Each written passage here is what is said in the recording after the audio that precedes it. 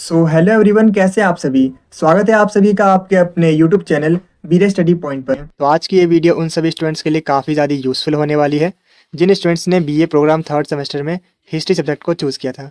तो history subject के अंदर उन्हें एक बुक पढ़नी होती है, हिस्ट्री ऑफ इंडिया 1200 से 1550 तक। तो आज की इस वीडियो में हम इस बुक के मोस्ट इंपॉर्टेंट क्वेश्चंस के बारे में डिस्कस करने वाले हैं। और जो क्वेश्चन मैं आपको बता रहा हूँ, अगर आपने उन क्वेश्चन आंसर को अच्छे से प्रिपेयर कर लिया तो आपके एग्जाम में वही सेम क्वेश्चन आपको देखने को मिलने वाले हैं। एंड एज यू नो, हम अपनी वीडियो में आपको सिर्फ और सिर्फ इंपॉर्टेंट कंटेंट ही पढ़ाते हैं जो कि आपके एग्जाम के पॉइंट ऑफ व्यू से काफी ज्यादा इंपॉर्टेंट होते हैं, बेसिकली जिन टॉपिक से आपके एग्जाम में क्वेश्चन पूछे जाते हैं। तो आज की इस वीडियो में मैं आपको जो क्वेश्चन बताने वाला हूँ वो सेम क्वेश्चन आपको आपके एग्जाम में देखने को मिलेंगे, ये मेरी गारंटी है। तो बिना टाइम वेस्ट करते हुए बढ़ते हैं अपने वीडियो की तरफ। तो चलिए सबसे पहले हम बात करते हैं इसके लेटेस्ट सिलेबस के बारे में। तो मैं आपको बताना चाहूंगा कि सिलेबस में आपको टोटल 7 यूनिट्स पढ़नी है। तो चलिए एक एक करके हर एक यूनिट के टॉप मोस्ट इंपॉर्टेंट क्वेश्चंस के बारे में जानते हैं। एंड इसके साथ ही मैं आपको हर एक यूनिट का एक ब्रीफ स्केच दूंगा कि इस पूरी यूनिट में आपको क्या जानने को मिलेगा, यानी इस पूरी यूनिट के अंदर आपको किन टॉपिक्स को अच्छे से कवर करना है, सो दैट एग्जाम में अगर इस यूनिट से किसी भी टाइप का क्वेश्चन बनता है तो आप उसका जो आंसर है वो इजीली दे पाओगे। तो सबसे पहले हम बात कर लेते हैं यूनिट नंबर फर्स्ट के बारे में। जो यूनिट नंबर फर्स्ट है उसका नाम है दिल्ली सल्तनत की नींव, विस्तार और सुदृढ़ीकरण।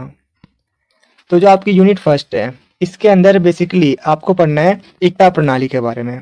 आखिर एकता प्रणाली क्या थी, उसकी कार्य प्रणाली के बारे में बताओ, उसकी विशेषताओं के बारे में बताओ, और एकता प्रणाली का अलग अलग सुल्तानों के बीच किस तरीके से विकास हुआ। यानी दिल्ली सल्तनत में जितने भी जो सुल्तान थे, हर एक सुल्तान के टाइम पीरियड में एकता प्रणाली में क्या क्या चेंजेस आए, क्या क्या बदलाव है और किस तरीके से उसका विकास हुआ।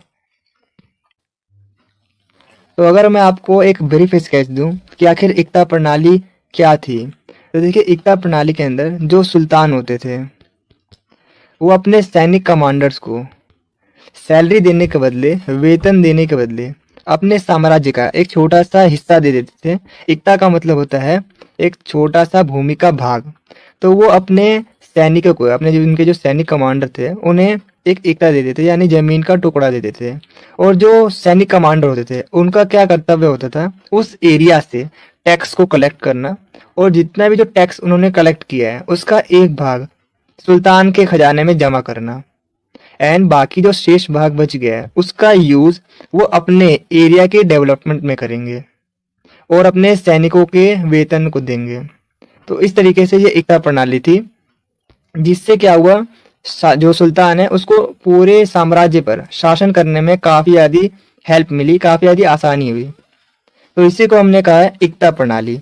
और इसका विभिन्न सुल्तानों के बीच किस किस तरीके से विकास हुआ, क्योंकि अलग अलग जो सुल्तान आए थे उन्होंने इसमें काफी सारे चेंजेस किए। तो इसी को हमें समझना है। ये टॉपिक जो है वो काफी ज्यादा इंटरेस्टिंग है। मैंने इसकी जो वीडियो है ऑलरेडी अपलोड कर दी है, आप डिस्क्रिप्शन में आपको इसका लिंक मिल जाएगा, वहां से आप इजीली चेक कर सकते हो। तो चलिए हम बात कर लेते हैं इसके मोस्ट इंपॉर्टेंट क्वेश्चंस के बारे में। तो जैसे कि आप चेक कर सकते हो, आपके एग्जाम में इस यूनिट से बेसिकली 2 टाइप से क्वेश्चन पूछे जाते हैं। जो पहले टाइप का क्वेश्चन है जिसमें आपसे पूछा जाता है कि एकता प्रणाली क्या थी, उसकी कार्य विधि के बारे में बताओ, विशेषताओं के बारे में बताओ। तो इसमें हम देख लेते हैं किस तरीके से अभी तक आपके एग्जाम में पूछा गया है। एकता व्यवस्था के कार्य प्रणाली की विवेचना कीजिए। सल्तनत एकता प्रणाली की कार्य विधि का परीक्षण कीजिए।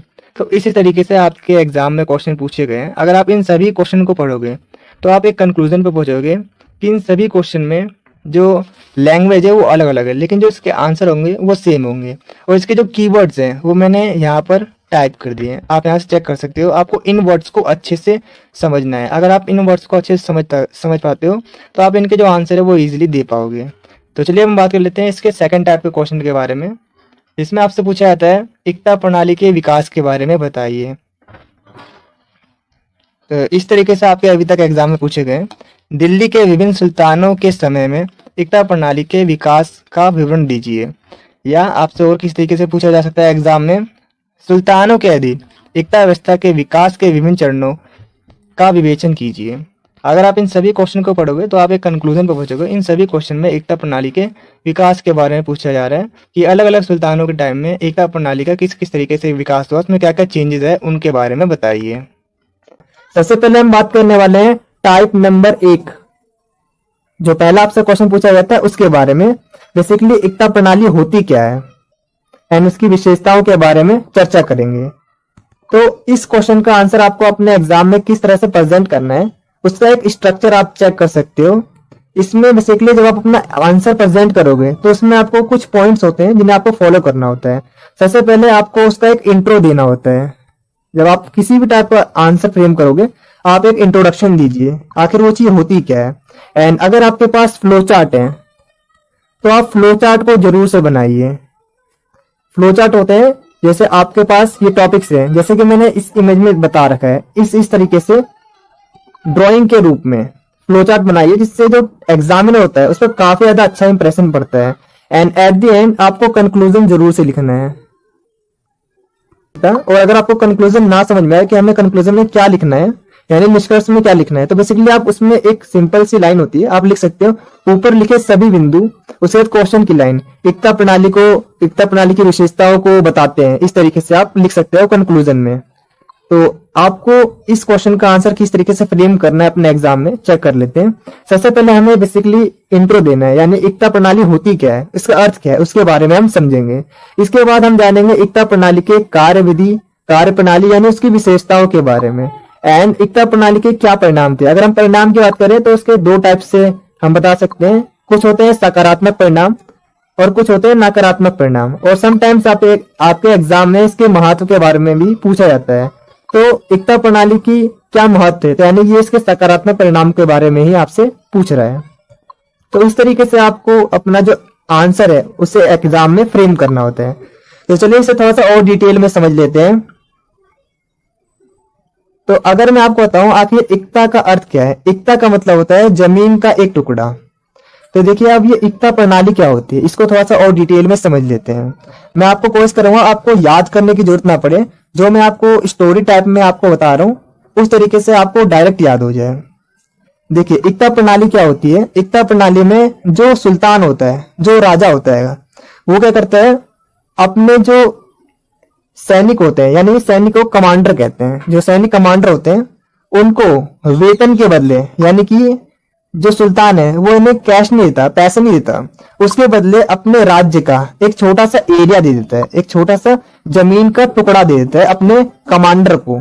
एंड ये इसे वहां पे तैनात कर देता है, छोटा सा एरिया दे दिया, वहां पर तैनात कर दिया। और अब सैनिक कमांडर का क्या कर्तव्य होता है, वो इस एरिया से बेसिकली टैक्स वसूलेगा, टैक्स लेगा और टैक्स का एक भाग सुल्तान के खजाने में देगा, और बाकी जो टैक्स का भाग जो बच गया है, जो इसके पास टैक्स है, वो इस एरिया के इंप्रूवमेंट में इन्वेस्ट करेगा और अपने सैनिकों के नियुक्ति में जो जितने भी जो इसके सैनिक होंगे उन पे खर्च करेगा।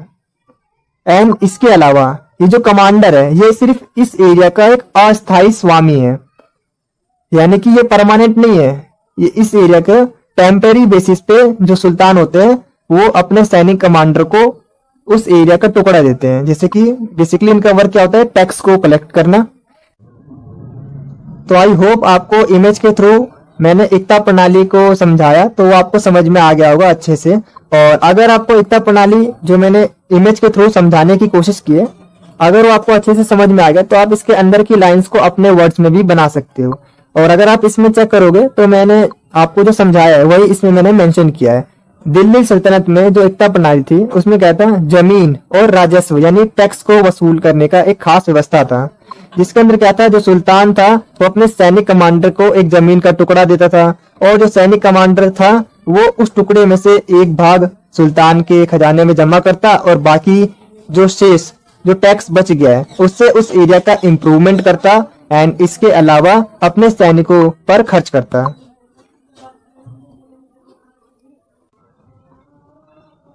तो चलिए अब हम बात कर लेते हैं एकता प्रणाली के विशेषताओं के बारे में, उसकी कार्य प्रणाली के बारे में। तो बेसिकली जो मैंने आपको ये स्टोरी बताई थी, जिस तरीके से मैंने इमेज के थ्रू आपको समझाने की कोशिश की है, अब उसी को इसकी विशेषताओं में हम किस तरीके से पॉइंट वाइज डिफाइन करेंगे, चेक कर लेते हैं। सबसे पहले पहला पॉइंट है भूमि का अनुदान। अब इसमें क्या होता था, इस प्रणाली में सुल्तान अपने सैनिक कमांडर से एकता यानी एक जमीन का टुकड़ा देते थे और सैनिक कमांडर क्या करते थे, वहां से टैक्स वसूलने का काम करते थे। नेक्स्ट पॉइंट है राजस्व संग्रह। राजस्व संग्रह का मतलब होता है टैक्स को वसूल करना। अब उस एरिया से क्या करते थे, इनका क्या कर्तव्य होता था, उस एरिया से टैक्स को कलेक्ट करना एंड उसका एक भाग सुल्तान के खजाने में जमा करना और बाकी जो बच गया वो अपने सैनिकों पे खर्च करना, उसके प्रशासन चलाने के लिए उसमें खर्च करना, सैनिकों की भर्ती और उस एरिया के इम्प्रूवमेंट में खर्च करना। एंड इसके अलावा हमें एक बात समझना इसमें और जरूरी है कि जितने भी जो कमांडर होते थे यानी जो इक्तदार होते थे, ये उस एरिया के अस्थायी अधिकारी होते थे।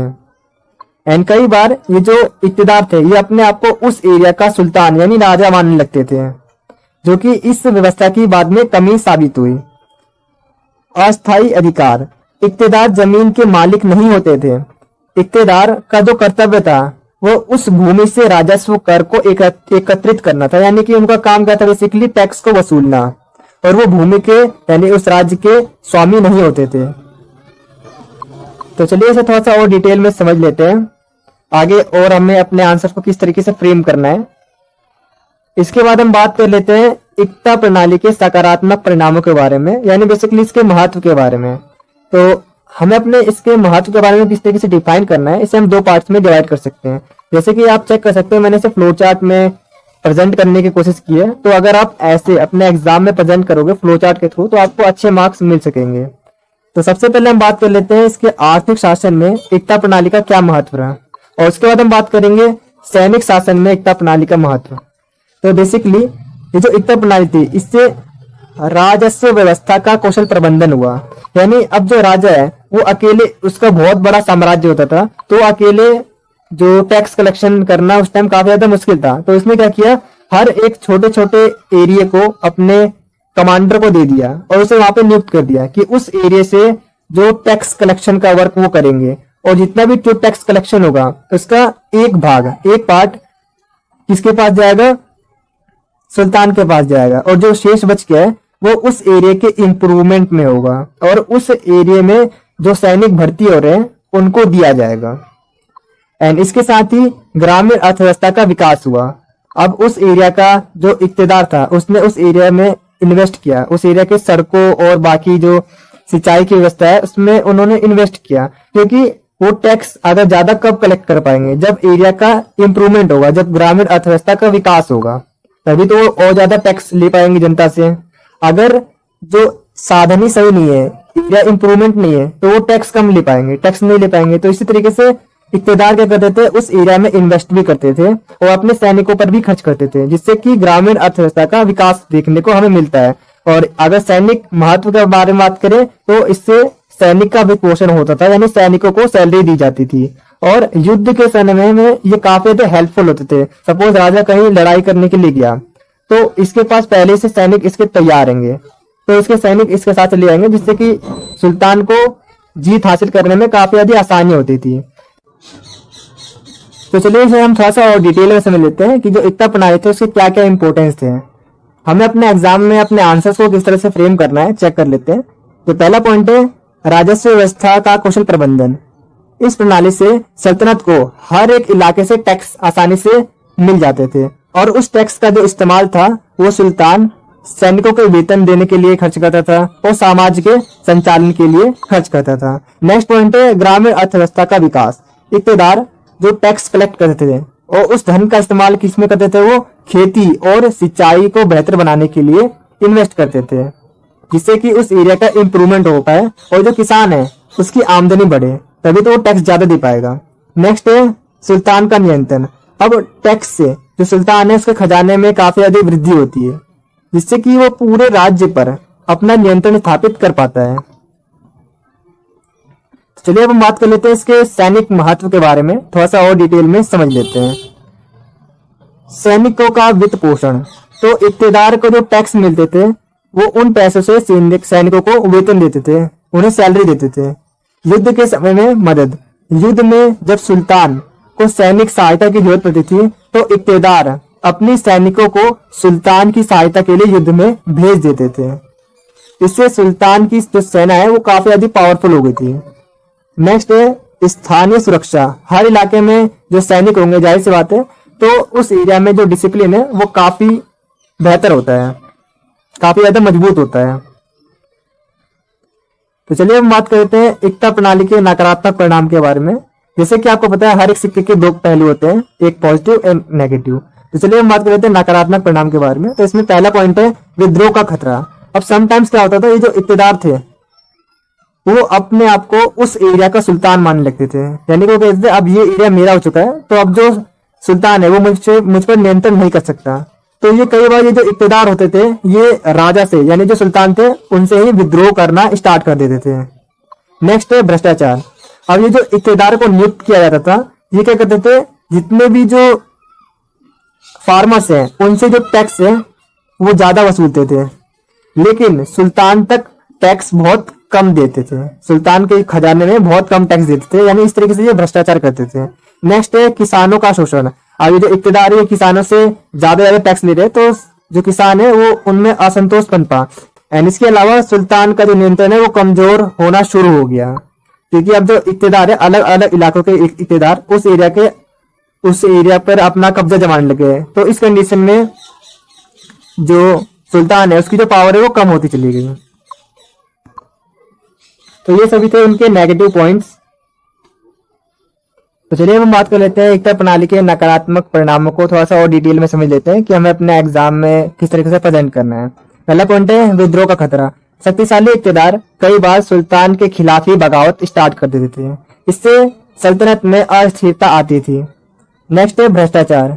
कई इक्तेदार टैक्स ज्यादा वसूलते थे किसानों से, लेकिन सरकारी खजाने में वो कम जमा करते थे, यानी जो सुल्तान है उन्हें कम देते थे, जिससे क्या होने लग गया, किसानों पर ज्यादा बोझ पड़ता था।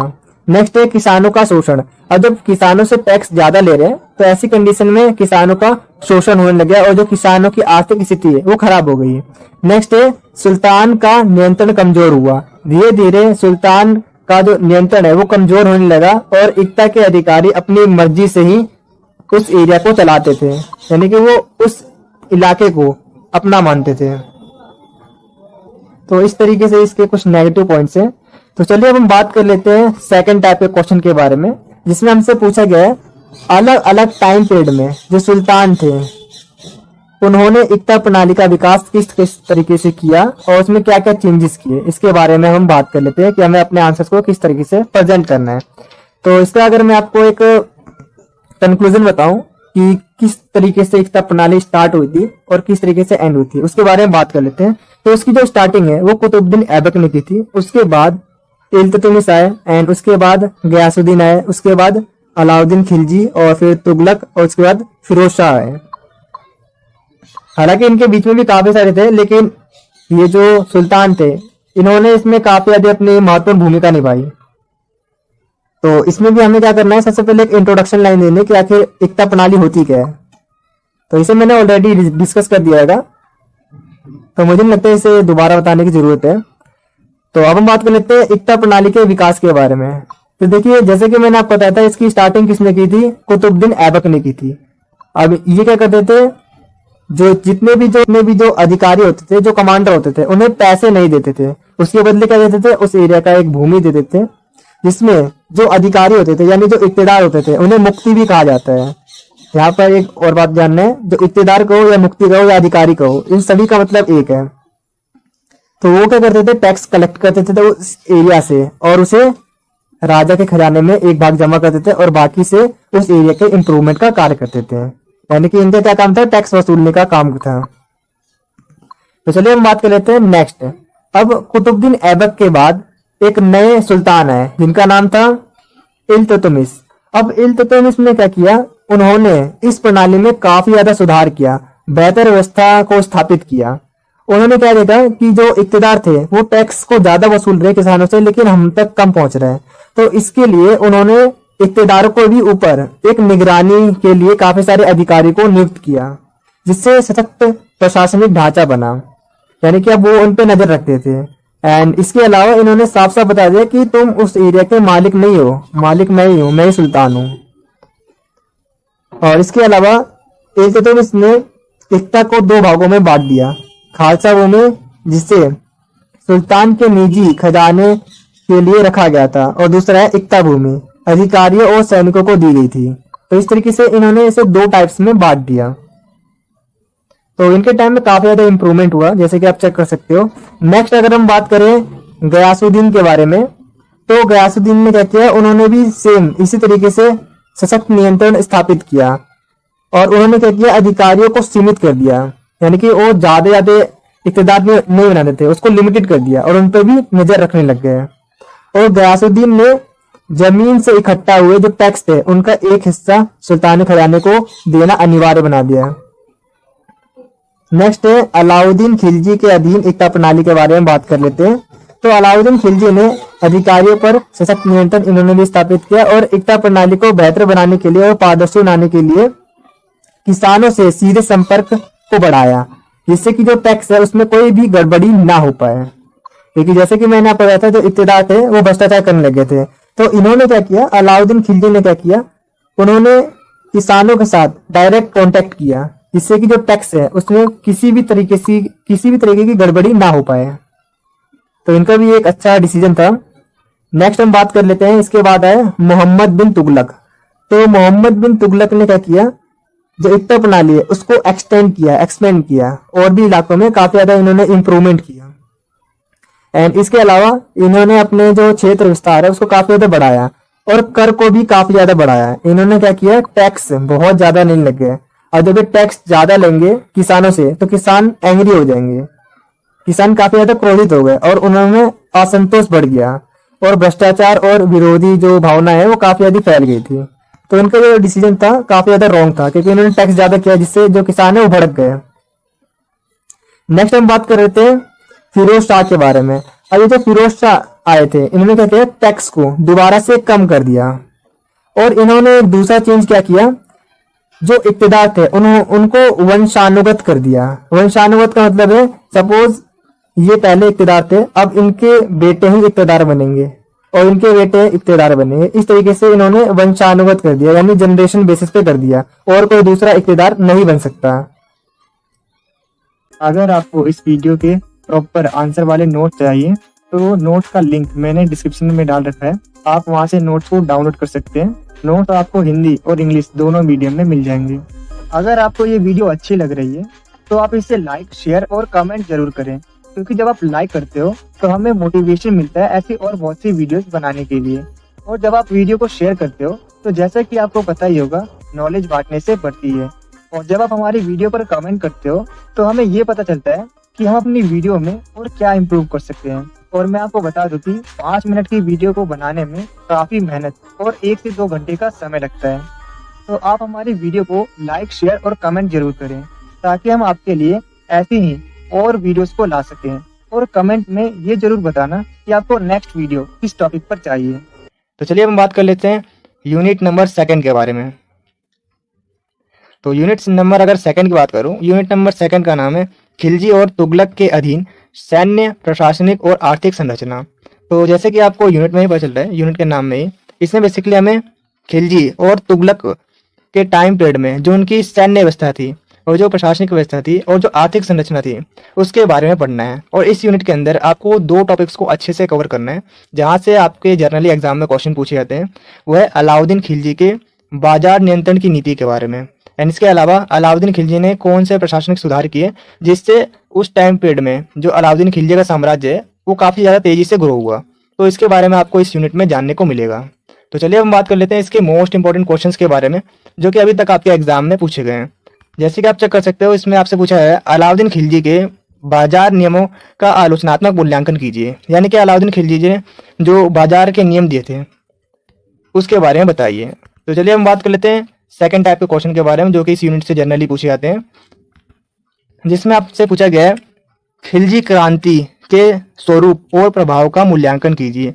क्रांति का मतलब होता है उस टाइम पीरियड में ऐसे क्या परिवर्तन हुए, क्या चेंजेस हुए जो जिन्होंने पूरे साम्राज्य पर एक बड़ा इम्पैक्ट किया। तो इस तरीके से आपसे 2nd टाइप का क्वेश्चन पूछा जाता है। तो सबसे पहले हम बात करने वाले हैं जो आपका 1st टाइप का क्वेश्चन था, जिसमें आपसे पूछा गया था अलाउद्दीन खिलजी के प्रशासनिक सुधारों के बारे में बताइए। तो अब हम इसके आंसर के बारे में बात करने वाले हैं कि हमें अपने आंसर को किस तरह से फ्रेम करना है अपने एग्जाम में।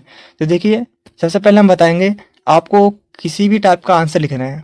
मैंने आपको हमेशा बताया, सबसे पहले आपको एक इंट्रोडक्शन देना होता है।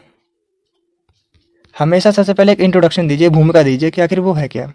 देन इसके बीच, आपके आंसर के बीच में अगर आपके पास फ्लो चार्ट है, जैसे कि मैंने इसमें देखिए किस तरीके से फ्लो चार्ट बनाया है। फ्लो चार्ट है तो फ्लो चार्ट जरूर से बनाइए, एंड क्वेश्चन के एंड में कंक्लूजन जरूर लिखिएगा, जिससे कि ये एक पैटर्न होता है जिससे एग्जामिनर पर काफ़ी अच्छा इम्पैक्ट पड़ता है। तो इस पैटर्न को जरूर फॉलो कीजिएगा। तो चलिए हम इसके आंसर के बारे में डिस्कस कर लेते हैं। इसके आंसर में हमें लिखना है, अलाउद्दीन खिलजी का शासन मध्यकालीन भारत के राज्य के विकास के लिए काफ़ी ज़्यादा महत्वपूर्ण था।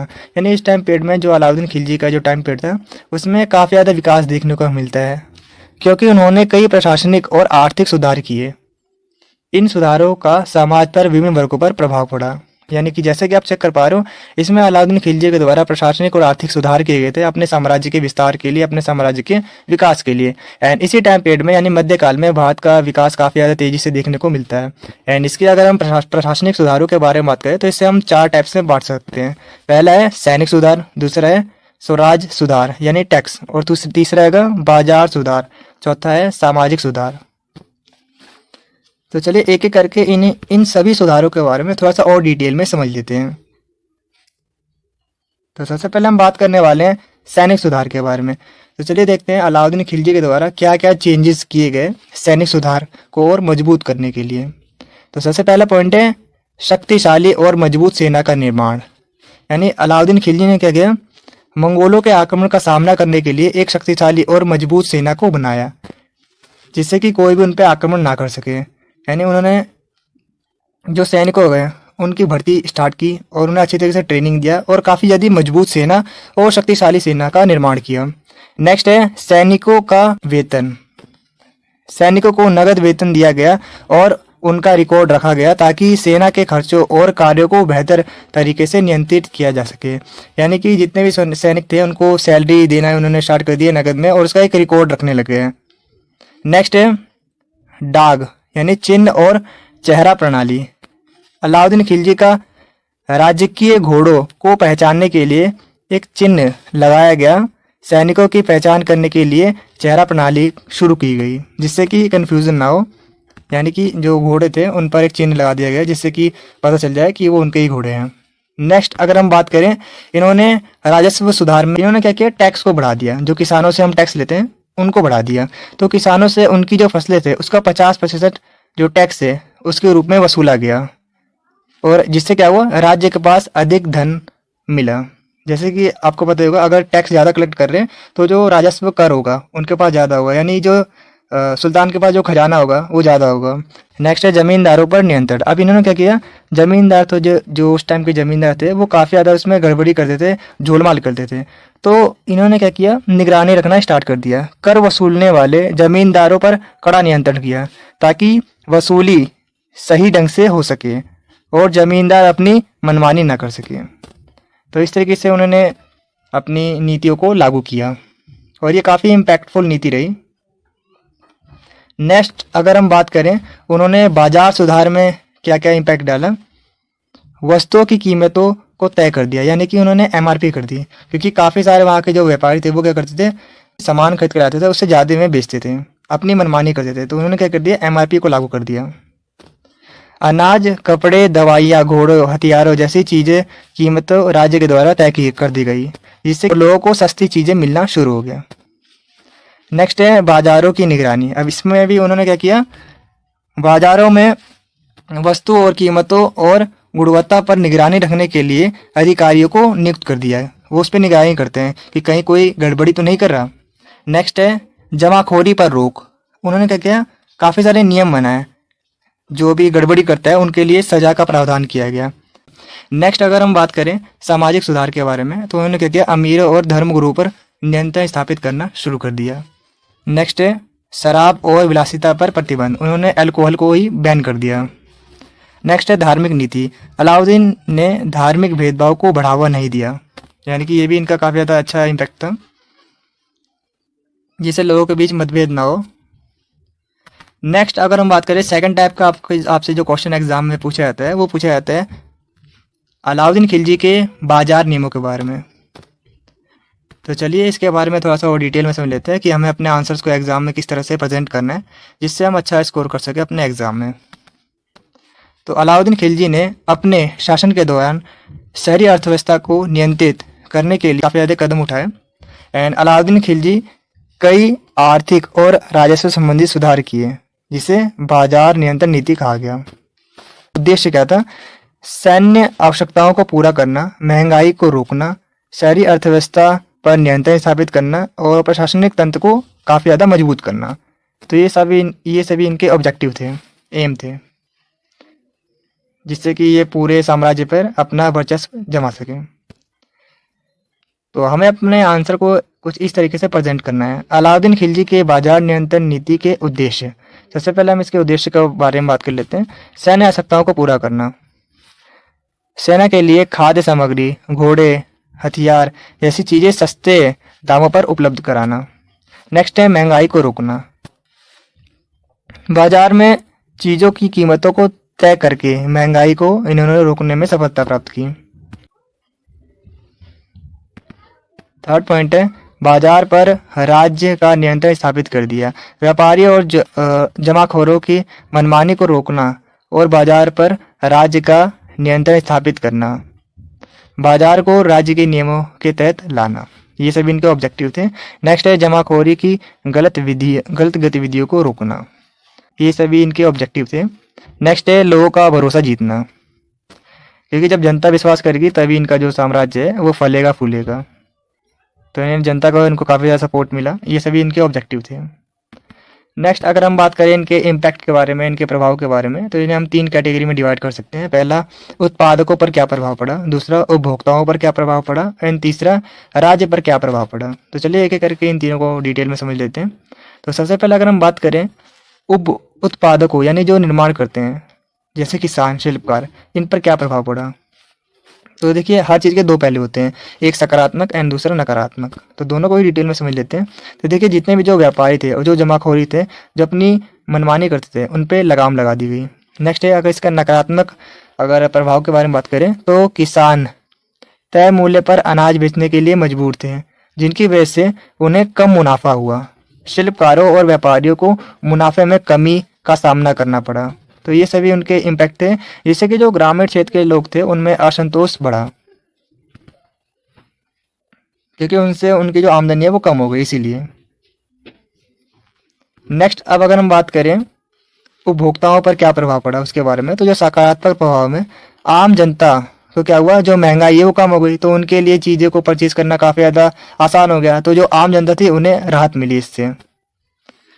नेक्स्ट है नकारात्मक अगर परिणाम की बात करें तो व्यापारी वस्तुओं की गुणवत्ता के साथ समझौता करने लगे, जिसकी वजह से उपभोक्ताओं को निम्न स्तरीय सामान मिलने लगे, यानी लो क्वालिटी की चीज़ें मिलने लगी, क्योंकि व्यापारी को मुनाफा कमाने के लिए घटिया जो सामान है वो बेचने लगे। अब उन्होंने क्या किया, व्यापारी तो व्यापारी है, वो तो अपना मुनाफा करने के लिए अब घटिया वस्तु ने बेचने लग गए।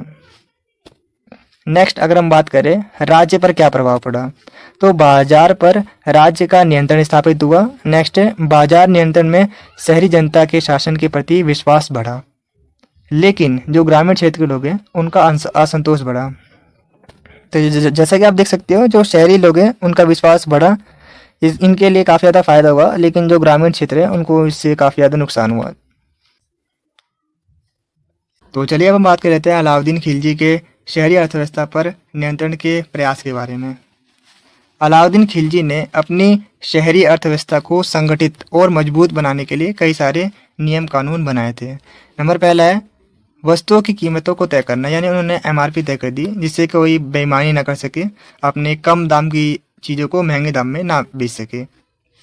नेक्स्ट है विशेष बाजारों की स्थापना। उन्होंने अलग अलग बाजारों के लिए कुछ इस तरीके से अलग अलग जो बाजार है उनका निर्माण किया। जैसे अगर हम बात करें अनाज के अलग बाजार, कपड़ों के अलग बाजार, घोड़ों का अलग बाजार, इस तरीके से उन्होंने सेपरेट कर दिया। नेक्स्ट है जमाखोरी पर रोक, यानी कि जो भी महंगे सामान को बेच के लाभ कमाते थे उन पर नियम बना दिया, और जो भी उस नियम को तोड़ेगा उस पर सख्त से सख्त सजा दी जाएगी। नेक्स्ट है राजस्व नीति। किसानों से उन्होंने 50% जो कर है उसके रूप में लिया करते थे, यानी किसानों से काफ़ी ज़्यादा कर वो लेते थे। और इस धन का उपयोग शहरी इलाकों में व्यवस्था सुधारने के लिए और सेना के लिए खर्च करते थे।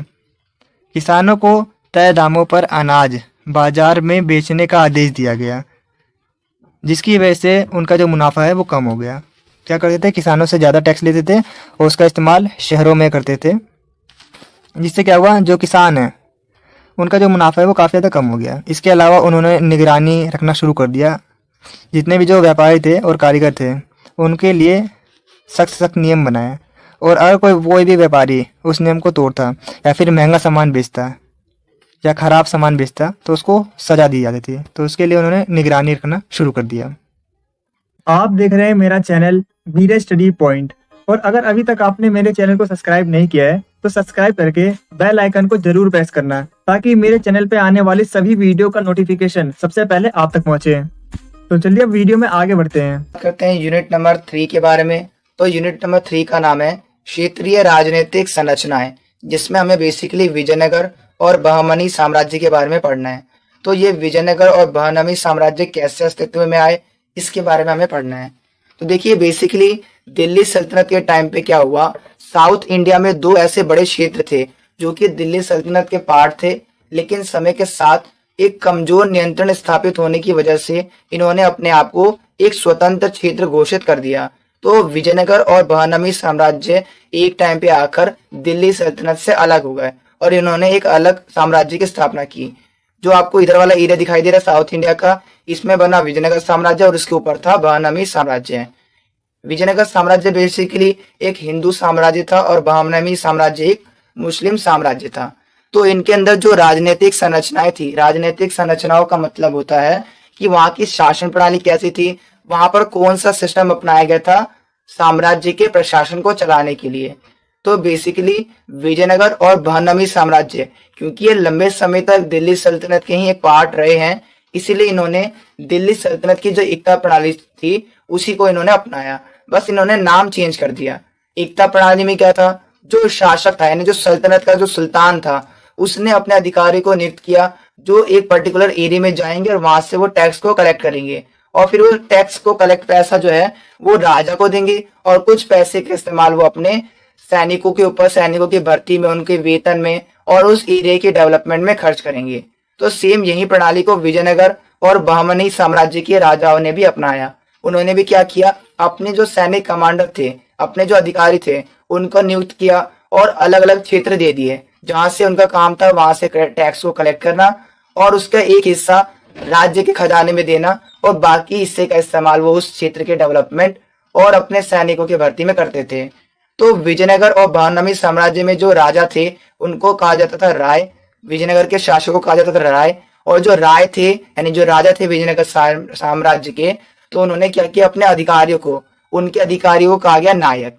तो यही जो नायक थे ये वो अधिकारी थे जो किसी एक एरिया से टैक्स कलेक्ट करते थे और राजा को सैन्य सहायता और आर्थिक सहायता प्रदान करते थे। तो ये जो प्रणाली थी जिसके अंदर नायकों का इस्तेमाल किया जाता था, इसी प्रणाली को कहा गया नायकार प्रणाली, जिसके अंदर बेसिकली साम्राज्य को एक अच्छी तरीके से चलाने के लिए, एक अच्छा नियंत्रण स्थापित करने के लिए अलग अलग अधिकारियों को नियुक्त कर दिया जो हर एक क्षेत्र से टैक्स को कलेक्ट करेंगे, वहां पर अपना नियंत्रण स्थापित करके रखेंगे। तो बेसिकली हमें विजयनगर साम्राज्य और बहमनी साम्राज्य की शासन प्रणाली के बारे में पढ़ना है, अर्थव्यवस्था के बारे में पढ़ना है कि अर्थव्यवस्था बेसिकली किस पर आधारित थी। क्योंकि जो विजयनगर साम्राज्य और जो बहमनी साम्राज्य है, इसकी अर्थव्यवस्था का जो मेन स्रोत था, जो मेन अर्थव्यवस्था थी, वो कृषि पर टिकी हुई थी। क्योंकि आप जानते हैं जो विजयनगर साम्राज्य है वहां पर बहुत सारी कृष्णा नदी है, तुंगभद्रा नदी है, जिसकी वजह से वहां का एरिया काफी उपजाऊ है, तो वहां पर खेती अच्छी खासी होती है। तो राज्य ने क्या किया, खेती को बढ़ावा देने के लिए सिंचाई व्यवस्था में सुधार किया, जिससे क्या हुआ, टैक्स बढ़ा और कृषि से ज्यादा कराने लगा। तो इस तरीके से जो राजा थे उन्होंने भी कृषि के विकास में महत्वपूर्ण योगदान दिया। तो हमें वो सारे तरीकों के बारे में पढ़ना है कि विजयनगर साम्राज्य ने अपनी अर्थव्यवस्था को किस तरीके से विस्तारित किया और बहमनी साम्राज्य ने भी। तो इस यूनिट से बेसिकली आपके 2 क्वेश्चन पूछे जाएंगे। पहला क्वेश्चन होगा विजयनगर साम्राज्य के बारे में और दूसरा क्वेश्चन होगा बहमनी साम्राज्य के बारे में। तो विजयनगर साम्राज्य के बारे में हमें बताना होगा कि विजयनगर साम्राज्य के प्रशासन के बारे में बताना होगा कि राज्य व्यवस्था के प्रमुख अभिलक्षण कौन कौन से थे। इसके अलावा जो विजयनगर साम्राज्य के शासन प्रणाली की क्या विशेषताएं थी और जो नायकों की भूमिका थी क्या थी। वो नायक बेसिकली वही अधिकारी थे जो एक पर्टिकुलर एरिया से टैक्स को कलेक्ट करते थे। तो इस सब के बारे में हमें बताना होगा कि विजयनगर साम्राज्य का समाज कैसा था और अर्थव्यवस्था के बारे में हमें बताना होगा। दूसरा क्वेश्चन आएगा बहमनी साम्राज्य के बारे में। इसमें भी आपको सेम बहमनी साम्राज्य के शासन व्यवस्था की विशेषताओं के बारे में बताना होगा। सबसे पहले हम बात करने वाले हैं टाइप 1 के बारे में। जो पहले टाइप का आपसे क्वेश्चन पूछा जाता है जिसमें हमें बताना होता है विजयनगर साम्राज्य के बारे में, उसकी शासन प्रणाली के बारे में और उसमें नायकों की क्या भूमिका रही उसके बारे में, और विजयनगर साम्राज्य की जो समाज है और उस टाइम की जो अर्थव्यवस्था थी वो कैसी रही, इसके बारे में हम सबसे पहले बात करने वाले हैं। और जो न्यायंकार प्रणाली है उसके बारे में समझेंगे।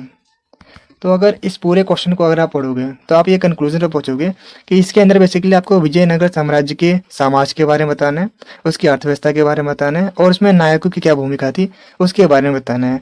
अब ये नायक क्या थे इसके बारे में हम डिटेल में समझेंगे। एंड इसके अलावा जो विजयनगर साम्राज्य है उसकी शासन प्रणाली की क्या विशेषताएं थी इसके बारे में आपको बताना है अपने आंसर्स में। तो ये जो पॉइंट्स है इस तरीके से आपको एक्सप्लेन करते जाना है अपने आंसर को। तो चलिए अब हम इसके आंसर की तरफ बढ़ते हैं। ये मैंने आपको एक बेसिक सा स्ट्रक्चर बताया था। तो सबसे पहले अपने आंसर को स्टार्ट करने से पहले हमें हमेशा एक इंट्रोडक्शन लाइन देनी होती है, यानी परिचय कह लो, भूमिका कह लो, इस तरीके से। एंड अगर आपके पास फ्लो चार्ट है तो आप फ्लो चार्ट को जरूर से बनाइएगा। फ्लो चार्ट बनते हैं कुछ इस तरीके से। एंड एट द एंड हमें कंक्लूजन जरूर से लिखना होता है।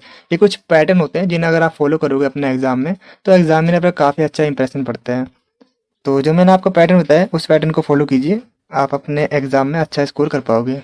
तो सबसे पहले हम बात कर रहे थे परिचय के बारे में, क्या कि विजयनगर साम्राज्य आखिर था क्या। तो देखिए विजयनगर साम्राज्य दक्षिण भारत का एक शक्तिशाली और संगठित साम्राज्य था। अगर हम बात करें साउथ की तरफ, ये काफ़ी ज़्यादा पावरफुल एक साम्राज्य था जिसकी स्थापना हरियर और बुक्का नामक 2 वंश के भाइयों ने की थी। और साम्राज्य अपनी मजबूती और प्रशासनिक व्यवस्था, सांस्कृतिक योगदान और आर्थिक उन्नति के लिए जाना जाता था। और विजयनगर साम्राज्य के जो शासक थे वो स्वयं को राय बुलाते थे, राय और नरपति कहते थे। और इसका जो टाइम पीरियड है उसकी अगर हम बात करें, इसका टाइम पीरियड था 1336 से 1565 तक। अगर हम इसके फीचर्स के बारे में बात करें, इसके विशेषताओं के बारे में बात करें, तो देखिए इसके अंदर हमें टोटल 5 पॉइंट से बताने हैं। एक तो केंद्रीय शासन व्यवस्था कैसी थी, प्रांतीय शासन व्यवस्था कैसी थी, न्याय व्यवस्था और सैन्य व्यवस्था। एंड इसके अलावा विजयनगर साम्राज्य की सामंती व्यवस्था के बारे में बताएंगे। तो इसके टोटल 5 विशेषताएं हैं जिन्हें हम एक एक करके एक्सप्लेन करेंगे। तो चलिए सबसे पहले हम बात कर लेते हैं प्रशासन और राज्य व्यवस्था की मुख्य विशेषताओं के बारे में। तो इसके अंदर जो हमारा पहला पॉइंट आता है वो है केंद्रीय शासन व्यवस्था।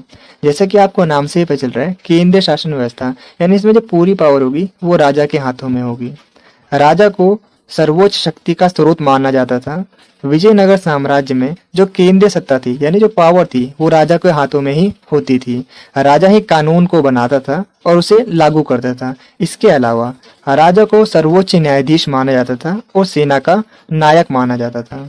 राजा ही अपने जो अधिकारी है उनकी नियुक्ति स्वयं ही करता था। नेक्स्ट पॉइंट है प्रांतीय शासन।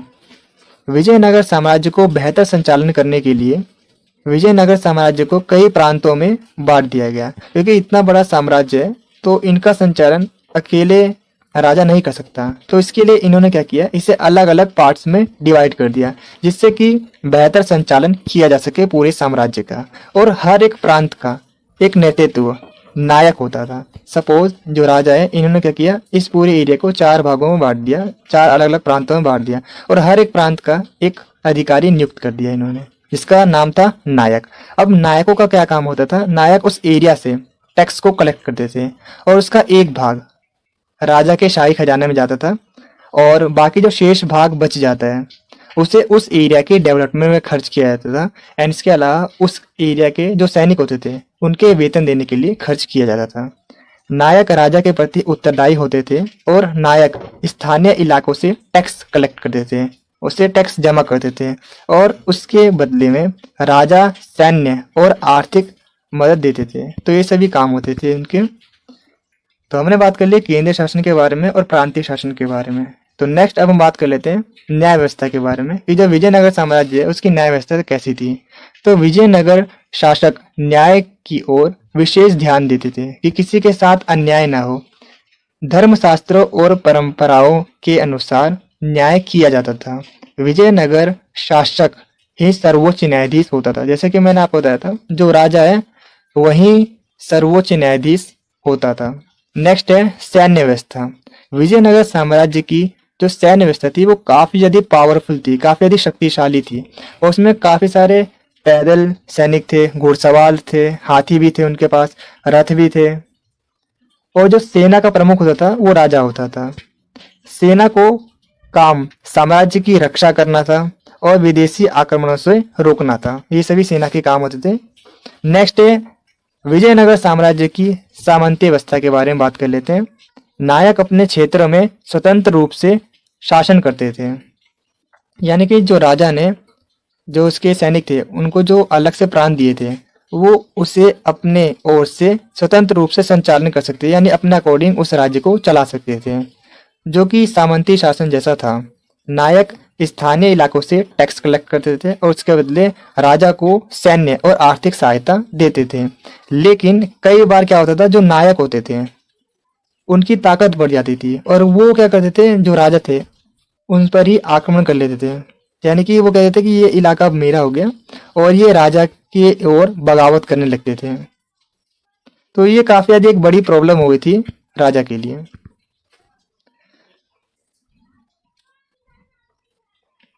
तो चलिए अब हम बात कर लेते हैं विजयनगर साम्राज्य में नायकों की भूमिका के बारे में। तो नायक प्रणाली विजयनगर साम्राज्य की एक प्रमुख राजनीतिक खोज थी, जिसे दिल्ली सल्तनत की एकता प्रणाली से लिया गया था।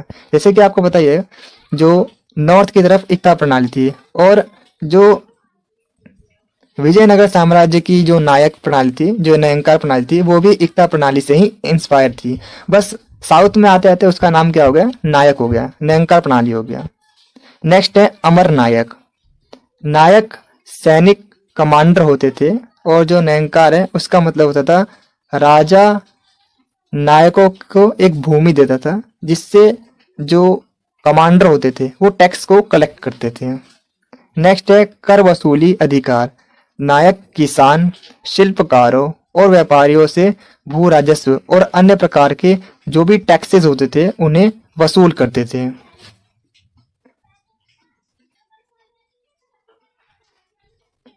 नेक्स्ट हम बात कर लेते हैं सैन्य सहायता के बारे में। नायक विजयनगर शासकों को एक प्रभावी सैन्य सहायता देते थे, और इन्हीं नायकों की सैन्य सहायता की वजह से विजयनगर जो साम्राज्य था वो दक्षिण का सबसे ज्यादा पावरफुल और सबसे ज्यादा फैल गया। यानी कि उसने अपना एक्सपेंशन काफी ज्यादा कर लिया और पूरे भारत में, पूरे दक्षिण भारत में वो फैल गया। नेक्स्ट है राजस्व का उपयोग। नायक राजस्व को कुछ भागों का जो उपयोग है वो व्यक्तिगत उपयोग और घोड़ों और हाथियों के रखरखाव में करते थे, और इसके अलावा नायक जो है वो राजस्व के कुछ भाग का उपयोग मंदिर और सिंचाई के साधनों पर खर्च करते थे। नेक्स्ट पॉइंट है विजयनगर के शासन के प्रति स्वाभक्ति। नायक विजयनगर के शासन को साल में एक बार भेंट देते थे और राजा के प्रति अपनी स्वामी भक्ति प्रकट करते थे। प्रकट करने के लिए नायक कई बार राज्य के दरबारों में उपहार के साथ स्वयं भी उपस्थित होते थे।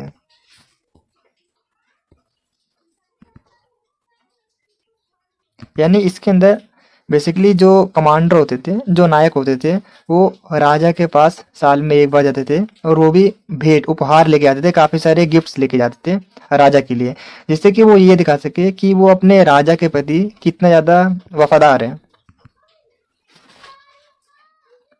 नेक्स्ट हम बात कर लेते हैं 7th पॉइंट के बारे में, जिसमें कई बार विद्रोह। तो नायक कई बार विजयनगर शासकों के विरुद्ध विद्रोह भी कर देते थे, और इन्हें सैनिक कार्यवाही के द्वारा नियंत्रित किया जाता था। यानी कि जैसा कि आपको पता ही होगा, जो नायक थे वो कई बार उस एरिया पर कब्जा कर लेते थे और राजा की नहीं सुनते थे, अपनी मनमानी चलाते थे, यानी वो राजा के साथ क्या करते थे, बगावत कर देते थे। नेक्स्ट है शासक द्वारा अमर नायकों पर नियंत्रण।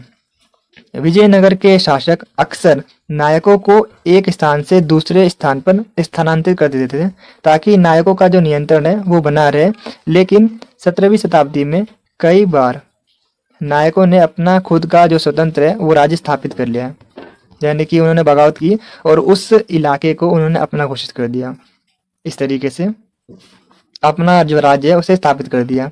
नेक्स्ट हम बात कर लेते हैं विजयनगर साम्राज्य के राज्य और अर्थव्यवस्था के बारे में।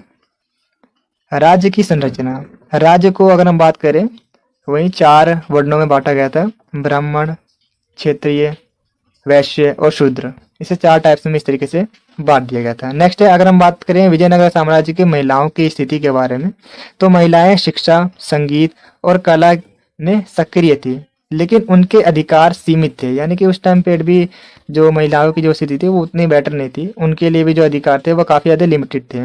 और सती प्रथा और बाल विवाह जैसी जो कुप्रथाएं थे वो उस टाइम भी प्रचलित थी, यानी कि उस टाइम में अगर हम बात करें महिलाओं की जो स्थिति है वो उतनी बेटर नहीं थी। नेक्स्ट हम बात करें धर्म और संस्कृति के बारे में, तो हिंदू धर्म प्रमुख था उस टाइम पर, लेकिन इस्लाम और अन्य धर्मों को भी सम्मान किया जाता था।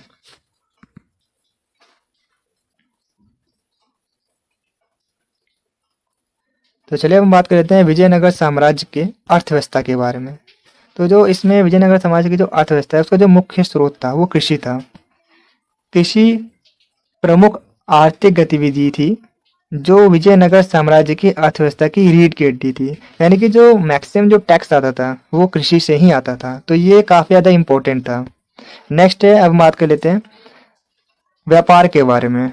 तो विजयनगर जो साम्राज्य है उसका जो व्यापार है वो काफ़ी ज़्यादा समृद्ध था और वो आंतरिक व्यापार के साथ साथ बाहरी व्यापार भी करते थे। भारत के जो मसाले थे, कपड़े थे, धातु और अरब जो थे वो अरब और यूरोप तक भेजे जाते थे, यानी कि अगर हम बात करें विजयनगर साम्राज्य का जो व्यापार था वो काफ़ी ज़्यादा फैला हुआ था, आंतरिक व्यापार के साथ साथ बाहरी व्यापार भी करते थे।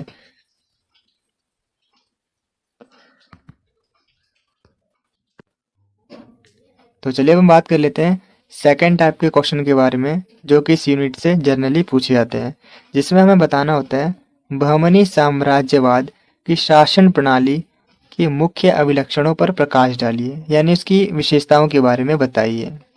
बहमनी राज्य के सांस्कृतिक योगदान का मूल्यांकन कीजिए। तो चलिए अब हम देखते हैं हमें अपने आंसर्स को एग्जाम में किस तरह से प्रेजेंट करना होता है। सबसे पहले हम इसके एक इंट्रोडक्शन लाइन देंगे, एक भूमिका बताएंगे कि आखिर बहमनी साम्राज्य था क्या। बहमनी साम्राज्य मध्यकालीन भारत का एक महत्वपूर्ण इस्लामी साम्राज्य था जिसकी स्थापना दक्कन क्षेत्र में हुई थी। बहमनी साम्राज्य की शासन प्रणाली की जो विशेषता है वो इससे अन्य जितने भी जो साम्राज्य हैं उनसे अलग बनाती है, स्पेशल बनाती है। तो इसके अभिलक्षणों के बारे में अगर बात करें, इसकी विशेषताओं के बारे में बात करें, तो हमारे पास इसके टोटल 9 पॉइंट्स हैं। तो चलिए एक एक करके इन्हें डिटेल में समझ लेते हैं। सबसे पहले हम बात करने वाले हैं केंद्रीय शासन प्रणाली के बारे में। तो जैसे कि आपको नाम से पता चल रहा है केंद्रीय शासन प्रणाली, यानी इसमें जो पूरी पावर होगी वो राजा के हाथ में होगी। बहमनी साम्राज्य की शासन प्रणाली में सुल्तान सर्वोच्च स्थान प्राप्त था, सुल्तान को सर्वोच्च स्थान प्राप्त था। सुल्तान सबसे ज़्यादा शक्तिशाली होता था और पूरे साम्राज्य का शासन चलाता था। सुल्तान ही कानून को बनाता और उसे लागू करता। इसके अलावा सुल्तान सर्वोच्च न्यायाधीश और सेना का नायक होता था।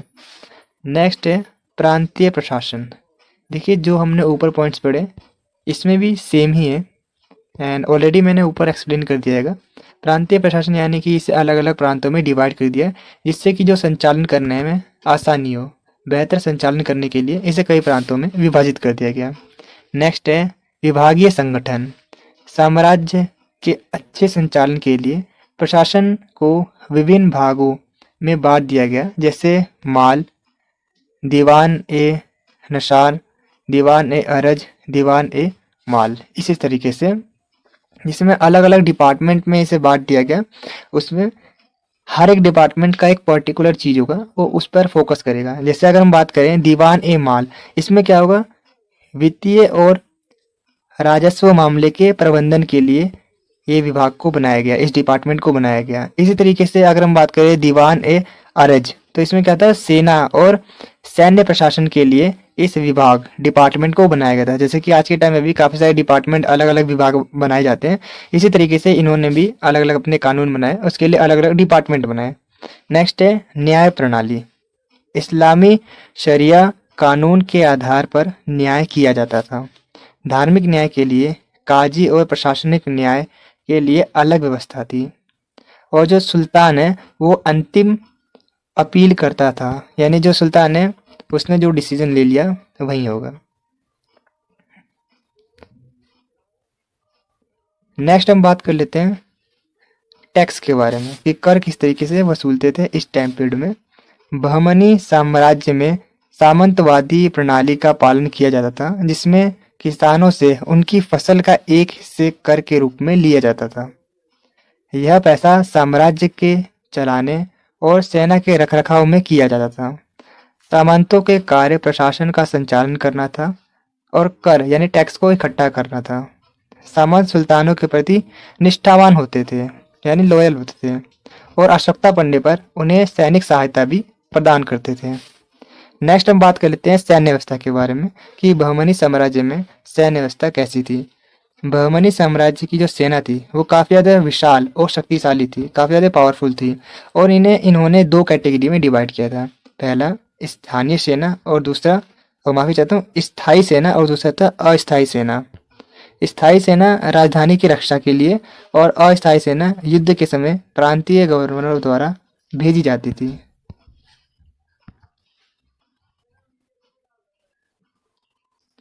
तो चलिए अब बात कर लेते हैं नेक्स्ट पॉइंट के बारे में, जो कि है 7th पॉइंट, संस्कृति और प्रशासन का संतुलन।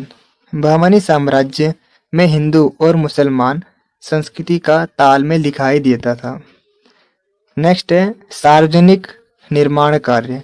बहमनी सुल्तानों के बड़े पैमाने पर सार्वजनिक निर्माण के कार्य जैसे जलाशय, मस्जिदें और किले बनाए जाते थे।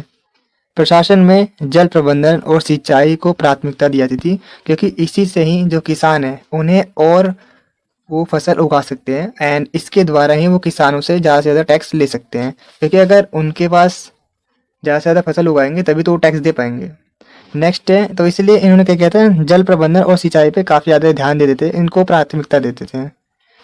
नेक्स्ट है आर्थिक व्यवस्था। राजस्व प्रणाली भूमि की उपज के आधार पर तय की गई थी। किसानों से उपज का एक हिस्सा टैक्स के रूप में लिया जाता था, और व्यापार और शिल्प को बढ़ावा देने के लिए बंदरगाह और बाजार विकसित किए गए। अब हम बात करते हैं यूनिट नंबर 4 के बारे में। तो यूनिट नंबर 4 है दूसरा अफगान साम्राज्य यानी शेरशाह सूरी। तो इस यूनिट में बेसिकली हमें शेरशाह सूरी के बारे में पढ़ना है, जिन्होंने बाबर के पुत्र हुमायूं को युद्ध में हराया और शेरशाह सूरी साम्राज्य की स्थापना की थी। तो बेसिकली जो शेरशाह सूरी थे, इनकी साम्राज्य की स्थापना किस प्रकार होती है, इन्होंने अपने साम्राज्य के विस्तार के लिए कौन कौन सी शासन व्यवस्था में सुधार किया, क्या क्या इन्होंने प्रशासनिक सुधार किया, उसके बारे में हमें पढ़ना है। तो जैसा कि आप चेक कर सकते हो, इसमें आपसे पूछा गया है द्वितीय अफगान साम्राज्य की स्थापना के उपरांत शेरशाह के प्रशासनिक ढांचे में हुए परिवर्तनों का विवरण दीजिए। या फिर आपसे एग्जाम में पूछा जा सकता है शेरशाह द्वारा द्वितीय अफगान साम्राज्य की स्थापना और विस्तार का विवेचन कीजिए। या फिर आपसे पूछा जा सकता है शेरशाह की शासन व्यवस्था का विवेचन कीजिए और उसे अकबर महान का पूर्ववर्ती क्यों कहा जाता है, इसके बारे में बताइए। तो देखिए, मैं आपको बताना चाहता हूँ, अगर आप इन सभी क्वेश्चन को पढ़ते हो तो आप एक कंक्लूजन पे पहुंचोगे। इन सभी क्वेश्चन में बेसिकली आपसे शेरशाह के साम्राज्य की स्थापना किस तरीके से हुई थी इसके बारे में पूछा जा रहा है, और उसने जो शेरशाह सूरी है उसने अपने साम्राज्य का विस्तार किस तरीके से किया था, और उन्होंने अपने प्रशासनिक ढांचे में क्या क्या परिवर्तन किए थे उसके बारे में बताइए। और इसके अलावा उसे अकबर का महान पूर्ववर्ती क्यों माना जाता है। इसका रीजन ये है क्योंकि जो शेरशाह सूरी थे उन्होंने अपनी शासन व्यवस्था को काफी अच्छे ढंग से बनाया गया था, और उन्होंने काफी उसमें प्रशासनिक ढांचे में काफी अच्छे अच्छे सुधार किए थे, जिसकी वजह से अकबर ने इनके जो शासन व्यवस्था है उसको अपनाया था। तो इसलिए इसे अकबर महान का पूर्ववर्ती भी कहा जाता है। तो चलिए अब हम बात करते हैं कि हमें अपने आंसर्स को एग्जाम में किस तरह से प्रेजेंट करना है, सो दैट हम अच्छा स्कोर कर सके अपने एग्जाम में। तो अगर आपको ये वीडियो यूजफुल लगे तो इसे ज्यादा से ज्यादा लाइक, शेयर एंड कमेंट कीजिएगा। तो हम अपने आंसर की शुरुआत कुछ इस तरीके से करेंगे। देखिए, 1540 में शेरशाह सूरी ने हुमायूं को हराया और द्वितीय अफगान साम्राज्य की स्थापना की, और शेरशाह सूरी ने अपने शासन को मजबूत और व्यवस्थित करने के लिए काफी सारे जो प्रशासनिक ढांचे हैं उसमें काफी सारे सुधार किए। तो चलिए स्टार्टिंग से बात करते हैं कि किस तरीके से शेरशाह सूरी ने अपने साम्राज्य की स्थापना और उसके बाद विस्तार किया। तो सबसे पहले शेरशाह सूरी ने बिहार और बंगाल पर अपना अधिकार जमाया। उसके बाद उन्होंने हुमायूं को हराया, और जब उन्होंने हुमायूं को हराया तो उसके बाद शेरशाह सूरी ने दिल्ली और आगरा तक कब्जा कर लिया। तो इनका जो साम्राज्य है वो काफी ज्यादा उनका विस्तार हो गया। इसके बाद साम्राज्य का विस्तार काफी तेजी से होता चला गया। शेरशाह सूरी ने लगातार राजस्थान, मालवा, पंजाब को जीतकर अपने साम्राज्य का तेजी से विस्तार करने लगे। तो चलिए अब हम बात कर लेते हैं शेरशाह सूरी के प्रशासनिक व्यवस्था के बारे में कि आखिर उन्होंने प्रशासनिक व्यवस्था में क्या क्या सुधार किया, उनकी प्रशासनिक व्यवस्था बेसिकली कैसी थी। तो देखिए उन्होंने सबसे पहले क्या किया, साम्राज्य का विभाजन कर दिया। साम्राज्य को बेहतर ढंग से चलाने के लिए उन्होंने इसे 3 टाइप्स में डिवाइड कर दिया, जिसमें सबसे ऊपर सूबे होते थे, उसके बाद परगनों, उसके बाद गांव होते थे। तो इस तरीके से उन्होंने क्या किया, इसके बाद जो परगनों है उसमें अधिकारियों को नियुक्त कर दिया, सुरक्षा अधिकारी को, जिनका काम क्या होता था, एरिया में सुरक्षा प्रोवाइड करना, सेफ्टी की पर्पस को ध्यान रखना और इसके अलावा टैक्स को वसूल करना। एंड सबसे लास्ट में जो गांव है उसमें उन्होंने क्या किया, पंचायत का निर्माण करा दिया। तो इस तरीके से उन्होंने साम्राज्य का विभाजन कर दिया जिससे कि साम्राज्य को बेहतर तरीके से चलाया जा सके। एंड इसके अलावा इन्होंने प्रशासनिक सुधार क्या किए, भूमि और कर व्यवस्था में इन्होंने सुधार किया।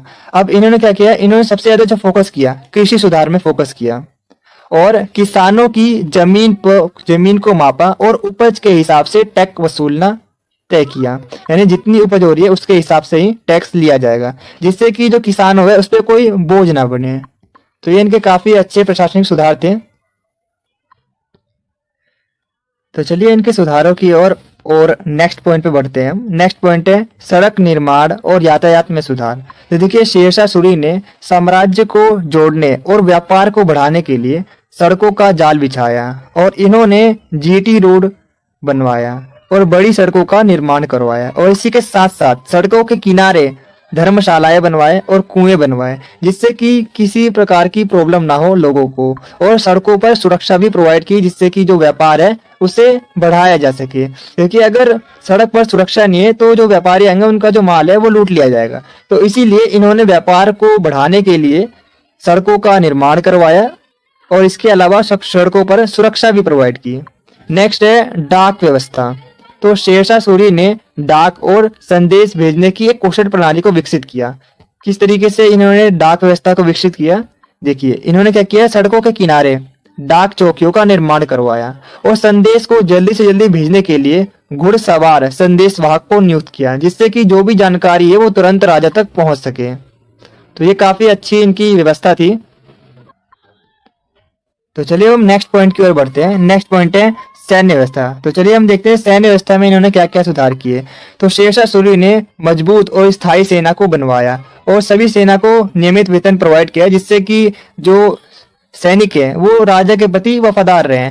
और शेरशाह सूरी ने घोड़ों और सैनिकों की पहचान के लिए पशुओं पर चिन्ह लगवाए और सैनिकों की पहचान के लिए हुलिया और प्रणाली को शुरू किया, जिससे कि पहचान हो सके कि वो उनके सैनिक हैं। नेक्स्ट है न्याय व्यवस्था। तो देखिए जो शेरशाह सूरी थे उन्होंने न्याय को प्राथमिकता दिया, और क्योंकि जो राजा होता है उसे न्याय का संरक्षक माना जाता है, तो उन्होंने न्याय पे काफी ज्यादा फोकस किया और सबको समान न्याय मिले इसकी व्यवस्था की, किसी के साथ भेदभाव ना हो, और भ्रष्टाचार करने वालों के खिलाफ उन्होंने सख्त से सख्त नियम बनाए। नेक्स्ट है सामाजिक और धार्मिक सुधार। तो चलिए हम देख लेते हैं शेरशाह सूरी ने धार्मिक और सामाजिक सुधार में क्या क्या चेंजेस किए। तो देखिए जो शेरशाह सूरी थे वो धार्मिक रूप से सहिष्णुता थे। सहिष्णुता का मतलब होता है वो सभी धर्मों का सम्मान करते थे, और शेरशाह सूरी ने धर्म और जाति में होने वाले भेदभाव को खत्म करने का प्रयास किया। तो ये भी एक इनकी काफी अच्छी जो प्रशासक, इन्होंने काफी अच्छा सुधार किया। तो चलिए हम बात कर लेते हैं कि आखिर शेरशाह सूरी अकबर का पूर्ववर्ती क्यों है। तो देखिए शेरशाह सूरी को अकबर का पूर्ववर्ती इसलिए कहा जाता है क्योंकि अकबर ने अपने शासन में शेरशाह के कई प्रशासनिक और आर्थिक सुधारों को अपनाया था। जैसे कि मैंने आपको बताया शेरशाह सूरी ने जो अपने प्रशासनिक सुधार काफी बेटर अपने साम्राज्य को विस्तार करने के लिए काफी अच्छे अच्छे नियमों को बनाया था, तो इन्हीं नियमों को अकबर ने अपनाया था, इसीलिए अकबर का पूर्ववर्ती कहा जाता है। नेक्स्ट है राजस्व प्रणाली के बारे में बात कर लेते हैं। तो देखिए अकबर ने शेरशाह सूरी की जमीन मापने और कर वसूलने की प्रणाली को अपनाया था। तो यहाँ पर अब हम बताने वाले हैं कि किन किन नियमों को अकबर ने शेरशाह सूरी से अपनाया था। उन्हें इनके जो नियम है काफी पसंद आए थे। नेक्स्ट है सड़क और डाक प्रणाली। तो अकबर ने क्या किया, शेरशाह सूरी के द्वारा बनाई जो सड़कें हैं और डाक व्यवस्था है उसको और बेहतर किया। नेक्स्ट है धार्मिक सहिष्णुता। तो जिस तरीके से जो शेरशाह सूरी थे वो सभी धर्मों का सम्मान करते थे, इसी तरीके से इनकी जो विचार थे अकबर ने अपनाया और अकबर ने भी धार्मिक सहिष्णुता को अपनाया और उन्होंने भी सभी धर्मों का सम्मान किया। नेक्स्ट है प्रशासनिक ढांचे के बारे में अगर हम बात करें तो अकबर ने भी शेरशाह की तरह साम्राज्य को सूबों परगानों में विभाजित कर दिया था, जिससे कि जो साम्राज्य है उसे बेहतर तरीके से चलाया जा सके। अगर आपको इस वीडियो के प्रॉपर आंसर वाले नोट चाहिए तो नोट का लिंक मैंने डिस्क्रिप्शन में डाल रखा है, आप वहां से नोट्स को डाउनलोड कर सकते हैं। नोट आपको हिंदी और इंग्लिश दोनों मीडियम में मिल जाएंगे। अगर आपको ये वीडियो अच्छी लग रही है तो आप इसे लाइक, शेयर और कमेंट जरूर करें, क्योंकि जब आप लाइक करते हो तो हमें मोटिवेशन मिलता है ऐसी और बहुत सी वीडियोस बनाने के लिए। और जब आप वीडियो को शेयर करते हो तो जैसा कि आपको पता ही होगा, नॉलेज बांटने से बढ़ती है। और जब आप हमारी वीडियो पर कमेंट करते हो तो हमें ये पता चलता है कि हम अपनी वीडियो में और क्या इम्प्रूव कर सकते हैं। और मैं आपको बता दूं कि 5 मिनट की वीडियो को बनाने में काफी मेहनत और 1 से 2 घंटे का समय लगता है। तो आप हमारी वीडियो को लाइक, शेयर और कमेंट जरूर करें, ताकि हम आपके लिए ऐसी ही और वीडियोस को ला सकें। और कमेंट में ये जरूर बताना कि आपको नेक्स्ट वीडियो किस टॉपिक पर चाहिए। तो अगली यूनिट है आपका यूनिट नंबर 5, संस्कृति, धर्म, भक्ति, कबीर, मीराबाई और सूफी और चिश्ती सिलसिला। तो बेसिकली इस यूनिट के अंदर हमें भक्ति और सूफी आंदोलनों के बारे में पढ़ना है। ये भक्ति और सूफी आंदोलन क्या था, आपने इसे 12th क्लास में भी पढ़ा होगा। इसमें बेसिकली क्या था, जो संत कवि थे उन्होंने क्या किया, ईश्वर की आराधना का एक अलग तरीका विकसित किया, जिसमें इन्होंने स्थानीय भाषा में लोगों को जागरूक किया कि उन्हें मूर्ति पूजा और बाहरी आडंबर करने की आवश्यकता नहीं है, उन्हें केवल ईश्वर की सच्ची आराधना करने का एक ही तरीका है, सच्चे मन से उनको याद करना। तो बेसिकली इसी मेन थॉट पर ये पूरा भक्ति आंदोलन और भक्ति सूफी आंदोलन टिका है। तो इसके अंदर हमें इसके बारे में पढ़ना है कि इसका उदय किस तरीके से इसका उदय होता है। फिर हमें पढ़ना है कबीर और गुरु नानक की शिक्षाओं के बारे में, कि जो कबीरदास जी थे और जो गुरु नानक जी थे उन्होंने समाज में जो व्याप्त भेदभाव, जातिगत भेदभाव था, ऊंच नीच था, जो धार्मिक अंधविश्वास फैले हुए थे, उनके खिलाफ इन्होंने क्या किया, अपनी रचनाओं के माध्यम से लोगों को प्रेरित करना शुरू किया। इसके अलावा हमें मीराबाई के बारे में भी पढ़ना है, जिन्होंने भक्ति आंदोलन के समय श्री कृष्ण की आराधना में अपना सारा जीवन उनके भक्ति में ही गुजार दिया था। और इसके अलावा हमें बहुत सारे चिश्ती सिलसिलों के बारे में भी हमें पढ़ना है। तो आइए बात करते हैं कि इस यूनिट से आपके किस किस तरीके के क्वेश्चन बनेंगे। तो सबसे पहला क्वेश्चन आएगा आपका भक्ति आंदोलन के कारणों के बारे में और इन्होंने धार्मिक जीवन पर और सामाजिक जीवन पर क्या प्रभाव डाला, इसके ऊपर क्वेश्चन आएगा। तो आप देख सकते हैं यहाँ पर अलग अलग टाइप के पूछे गए क्वेश्चन है, जिसमें बेसिकली हमें बताना है कि भक्ति आंदोलन को हम सुधारात्मक आंदोलन क्यों कहते हैं, क्योंकि इसने समाज में व्याप्त जो धार्मिक अंधविश्वास थे, जो ऊंच नीच था, जातिगत भेदभाव था, इन सबको इसने समाप्त किया और समानता को बढ़ावा दिया था। तो इसलिए हम इसको सुधारात्मक आंदोलन भी कहते हैं। क्लियर हो गया? तो एक तो ये टाइप का क्वेश्चन आपके एग्जाम में पूछा जाएगा। दूसरा क्वेश्चन आएगा कबीरदास जी के बारे में और गुरु नानक की शिक्षाओं के बारे में, कि इनके जो विचार थे, इन्होंने किस प्रकार समकालीन समाज में प्रभाव डाला। क्लियर हो गया? अगला क्वेश्चन आएगा आपका मीराबाई के ऊपर, कि मीराबाई ने कृष्णा की भक्ति प्राप्त करने के लिए क्या क्या किया, उन्होंने किस तरीके से एक राजकुमारी होने की वजह से भी, राजकुमारी होते हुए भी इन्होंने अपने ऐशो आराम को छोड़कर श्री कृष्ण की आराधना में अपना पूरा जीवन व्यतीत किया, गुजारा। फिर चौथा क्वेश्चन आएगा आपका सिलसिलों के बारे में, यानी कि दिल्ली सल्तनत के दौरान जो चिश्ती सिलसिला था, इसके बारे में भी आपके एग्जाम में क्वेश्चन पूछा जाएगा। तो बेसिकली आपको यही 3-4 क्वेश्चन आपको अच्छे से प्रिपेयर करने हैं। तो सबसे पहले हम बात करने वाले हैं जो आपके पहले टाइप का क्वेश्चन पूछे जाते हैं आपसे एग्जाम में, जिसमें आपसे भक्ति आंदोलन के बारे में बेसिकली पूछे जाते हैं। भक्ति तथा सूफी आंदोलन के बारे में बताइए, उनका मूल्यांकन कीजिए। तो इसका आंसर हम कुछ इस तरीके से प्रेजेंट करेंगे। 13वीं से 15वीं शताब्दी के भक्ति आंदोलन के उदय के कई सामाजिक और धार्मिक और राजनीतिक कारण थे। देखिए कोई भी आंदोलन होता है तो उसके कुछ ना कुछ रीजंस होते हैं, कुछ ना कुछ कारण होते हैं। तो ठीक इसी तरीके से जो भक्ति आंदोलन हुए थे उनके कुछ सामाजिक, धार्मिक और राजनीतिक कारण थे। अगर हम बात करें धार्मिक कारण के बारे में तो वो था कर्मकांड और अंधविश्वास, क्योंकि उस टाइम अंधविश्वास काफी ज्यादा फैल गया था, जिसकी वजह से ये आंदोलन चले। इसके अलावा आध्यात्मिक आवश्यकता, लोगों को आध्यात्मिक आवश्यकता की काफी ज्यादा नीड थी, क्योंकि उस टाइम के जो अंधविश्वास थे वो काफी ज्यादा बढ़ते जा रहे थे। इसी रीजन की वजह से ये कुछ धार्मिक कारण है। इसके अलावा कुछ सामाजिक कारण थे, जैसे जाति व्यवस्था, और उस टाइम महिला की जो स्थिति थी वो काफी ज्यादा बेकार थी और समाज में असमानता फैली हुई थी।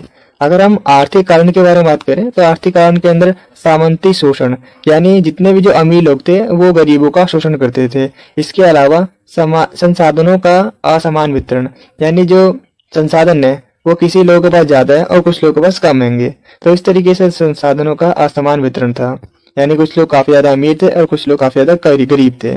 तो ये सभी वो रीजंस थे जिनकी वजह से ये आंदोलन हुए। वैसे रीजंस आपके एग्जाम में काफी कम पूछे जाते हैं। बेसिकली आपसे एग्जाम में पूछा जाता है इसका क्या इम्पैक्ट पड़ा, क्या प्रभाव पड़ा, उसके बारे में बताइए। तो अगर हम इसके प्रभाव के बारे में बात करें तो इसे हम दो टाइप से डिवाइड कर सकते हैं। पहले टाइप में हम बताएंगे क्या क्या सामाजिक प्रभाव पड़े, दूसरे टाइप में हम बताएंगे धार्मिक प्रभाव क्या पड़े। तो अगर हम सामाजिक प्रभाव के बारे में बात करें तो इसके अंदर जाति व्यवस्था पर चोट, महिलाओं की स्थिति में सुधार, सामाजिक भाईचारा बढ़ा और शोषित और वंचित वर्गों की जागरूकता, समाज सुधार। तो ये सभी वो सामाजिक कारण थे, माफी चाहता हूँ, ये सभी वो सामाजिक प्रभाव हुए इस आंदोलन के बाद। अगर हम धार्मिक प्रभाव के बारे में बात करें तो इसमें ईश्वर भक्ति का प्रसार हुआ, व्यक्तिगत भक्ति का विकास हुआ, कर्मकांड और जो अंधविश्वास जो फैले हुए थे उनका विरोध हुआ, और धार्मिक सहिष्णुता, इसका मतलब होता है सभी धर्मों को समान सम्मान मिला, और इसके अलावा नए धार्मिक संप्रदाय, ये सब इसके धार्मिक प्रभाव के अंदर आते हैं।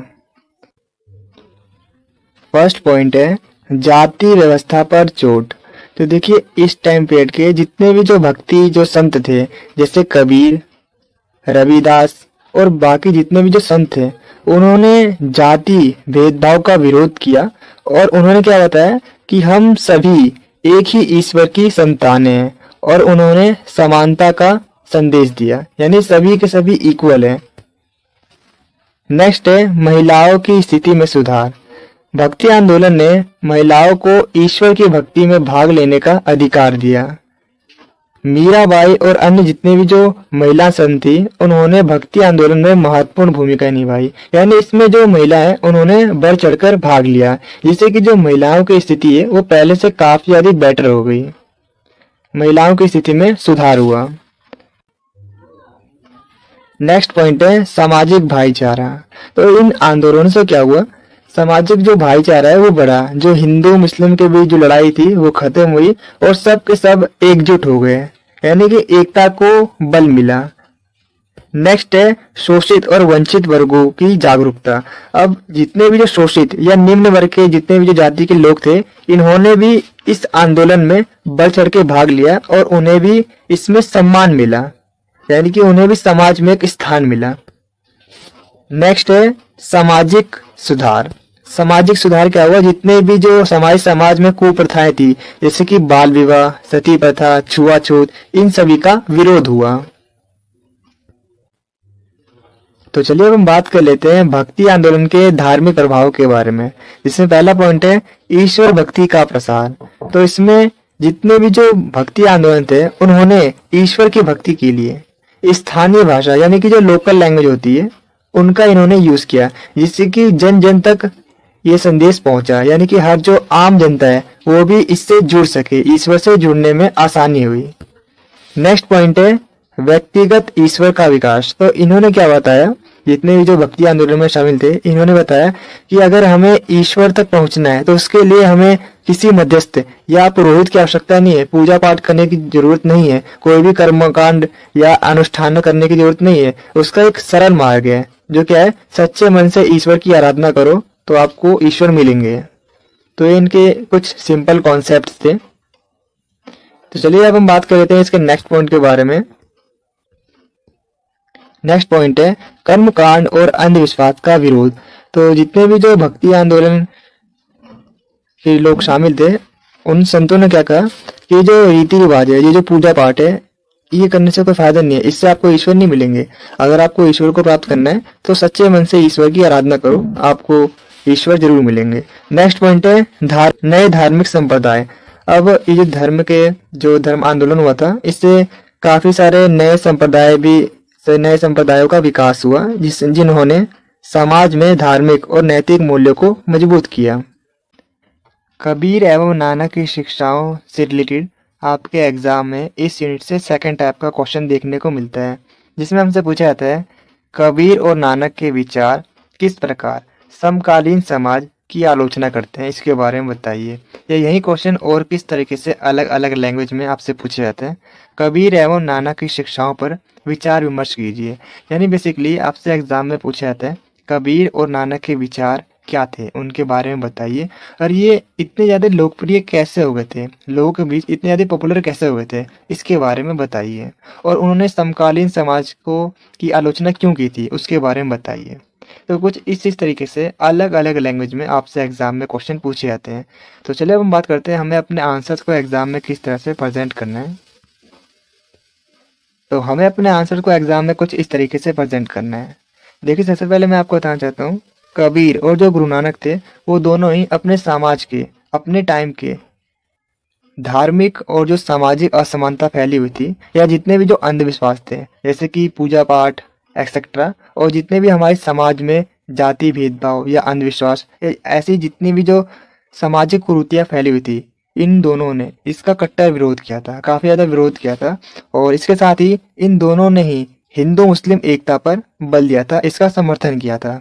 और इसके साथ ही मैं आपको बताना चाहता हूँ, जो कबीर जी थे, वो पहले कवि होने से पहले एक समाज सुधारक ही थे, जो छुआछूत, जात पात, ऊंच नीच, हिंसा और अंधविश्वास जैसे जितने भी ये समाज में जो कुरीतियाँ फैली हुई थी, उनका इन्होंने काफ़ी ज़्यादा विरोध किया था। अब कबीर जी क्या मानते थे, उनका मानना ये था कि हम जितने भी मनुष्य हैं वो एक ही ईश्वर की संतान है, यानी जो गॉड है वो एक ही है। तो इस तरीके से इनकी कुछ शिक्षाएं थी जिन्होंने लोगों को काफ़ी ज़्यादा प्रेरित किया। तो चलिए एक एक करके इनकी शिक्षाओं के बारे में हम बात कर लेते हैं। पहला पॉइंट है एकेश्वरवाद पर बल। अब देखिए, जो कबीर जी थे वो एकेश्वरवाद पर बल देते थे। अब इसका मतलब क्या है, कबीर जी कहते थे जो ईश्वर है वो एक ही है, उनके अलग अलग नाम हैं जैसे राम रहीम, लेकिन ईश्वर हमारा एक ही है। नेक्स्ट पॉइंट है कर्मकांड, आडंबर और जो पूजा पाठ है, इन्होंने इसका काफ़ी ज़्यादा विरोध किया था।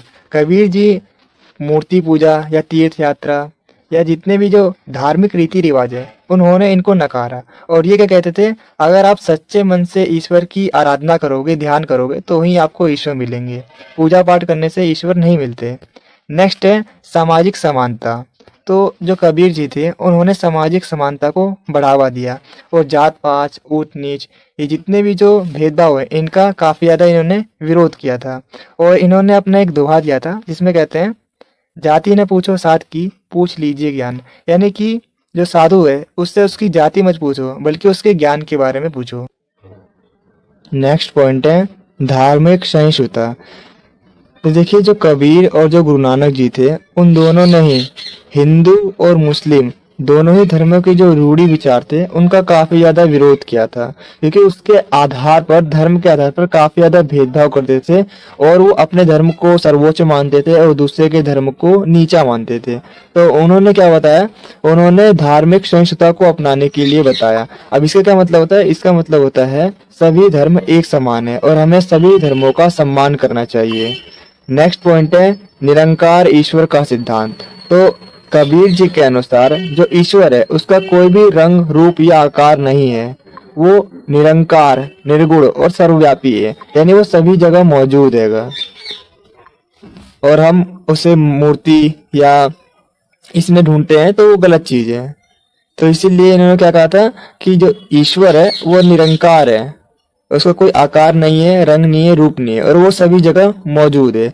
अगर आपको ईश्वर का ध्यान करते हो तो आप ईश्वर को प्राप्त कर सकते हैं। नेक्स्ट है समानता और न्याय। तो कबीर जी ने सामाजिक असमानताओं, जात पात, धर्म और जो अंधविश्वास फैले थे उनका विरोध किया था, उनके खिलाफ आवाज उठाई थी और सभी मनुष्यों को एक समान बताया था।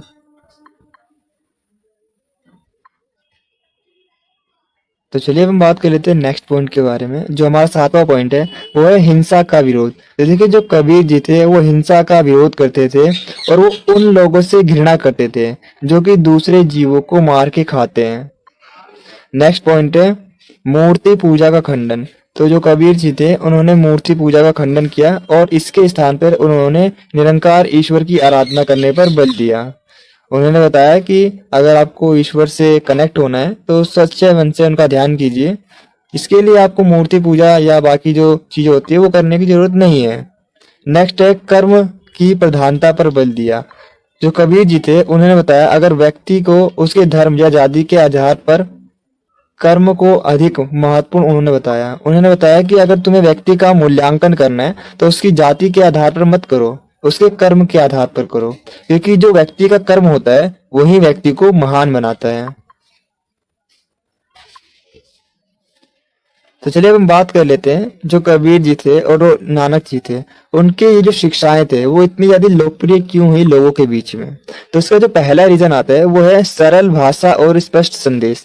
तो जो कबीर जी थे और जो गुरु नानक जी थे उन्होंने अपने जो शिक्षाएं हैं उन्हें सरल भाषा में बताया लोगों को, यानी कि जो जनता के जो भाषा समझ में आए उस लैंग्वेज में बताया, यानी लोकल लैंग्वेज में बताया, जिससे कि ये जनता के प्रति काफी ज्यादा लोकप्रिय भी हो गए। जनता ने इनकी जो शिक्षाओं हैं उनको काफी ज्यादा पसंद किया। नेक्स्ट है धर्म और जाति से परे विचार। उनकी शिक्षाएं सभी जाति धर्म और वर्गों के लिए एक समान थी और वो समाज में फैले ऊंच नीच को खत्म करने का प्रयास कर रहे थे। नेक्स्ट है धार्मिक कट्टरता का विरोध। तो उन्होंने हिंदू मुस्लिम दोनों ही धर्मों का कट्टर विरोध किया था और जो उसमें धर्मों में जो अंधविश्वास फैले हुए थे उनको नकारा था। नेक्स्ट है समाज सुधार।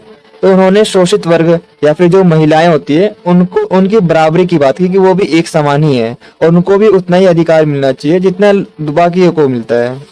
तो ये सभी उनकी शिक्षाएं थी जो कि लोगों के बीच काफी अधिक पॉपुलर हुई, काफी अधिक लोकप्रिय हुई। तो आज इसी के साथ ये क्वेश्चन आपका खत्म होता है। तो चलिए अब हम बढ़ते हैं नेक्स्ट क्वेश्चन की ओर। तो चलिए हम बढ़ते हैं अपने अगले प्रश्न की ओर। नेक्स्ट जो आपका क्वेश्चन बनता है इस यूनिट से वो है सुहरावर्दी एवं चिश्ती सिलसिले। इस टॉपिक से आपके एग्जाम में क्वेश्चन देखने को मिलते हैं।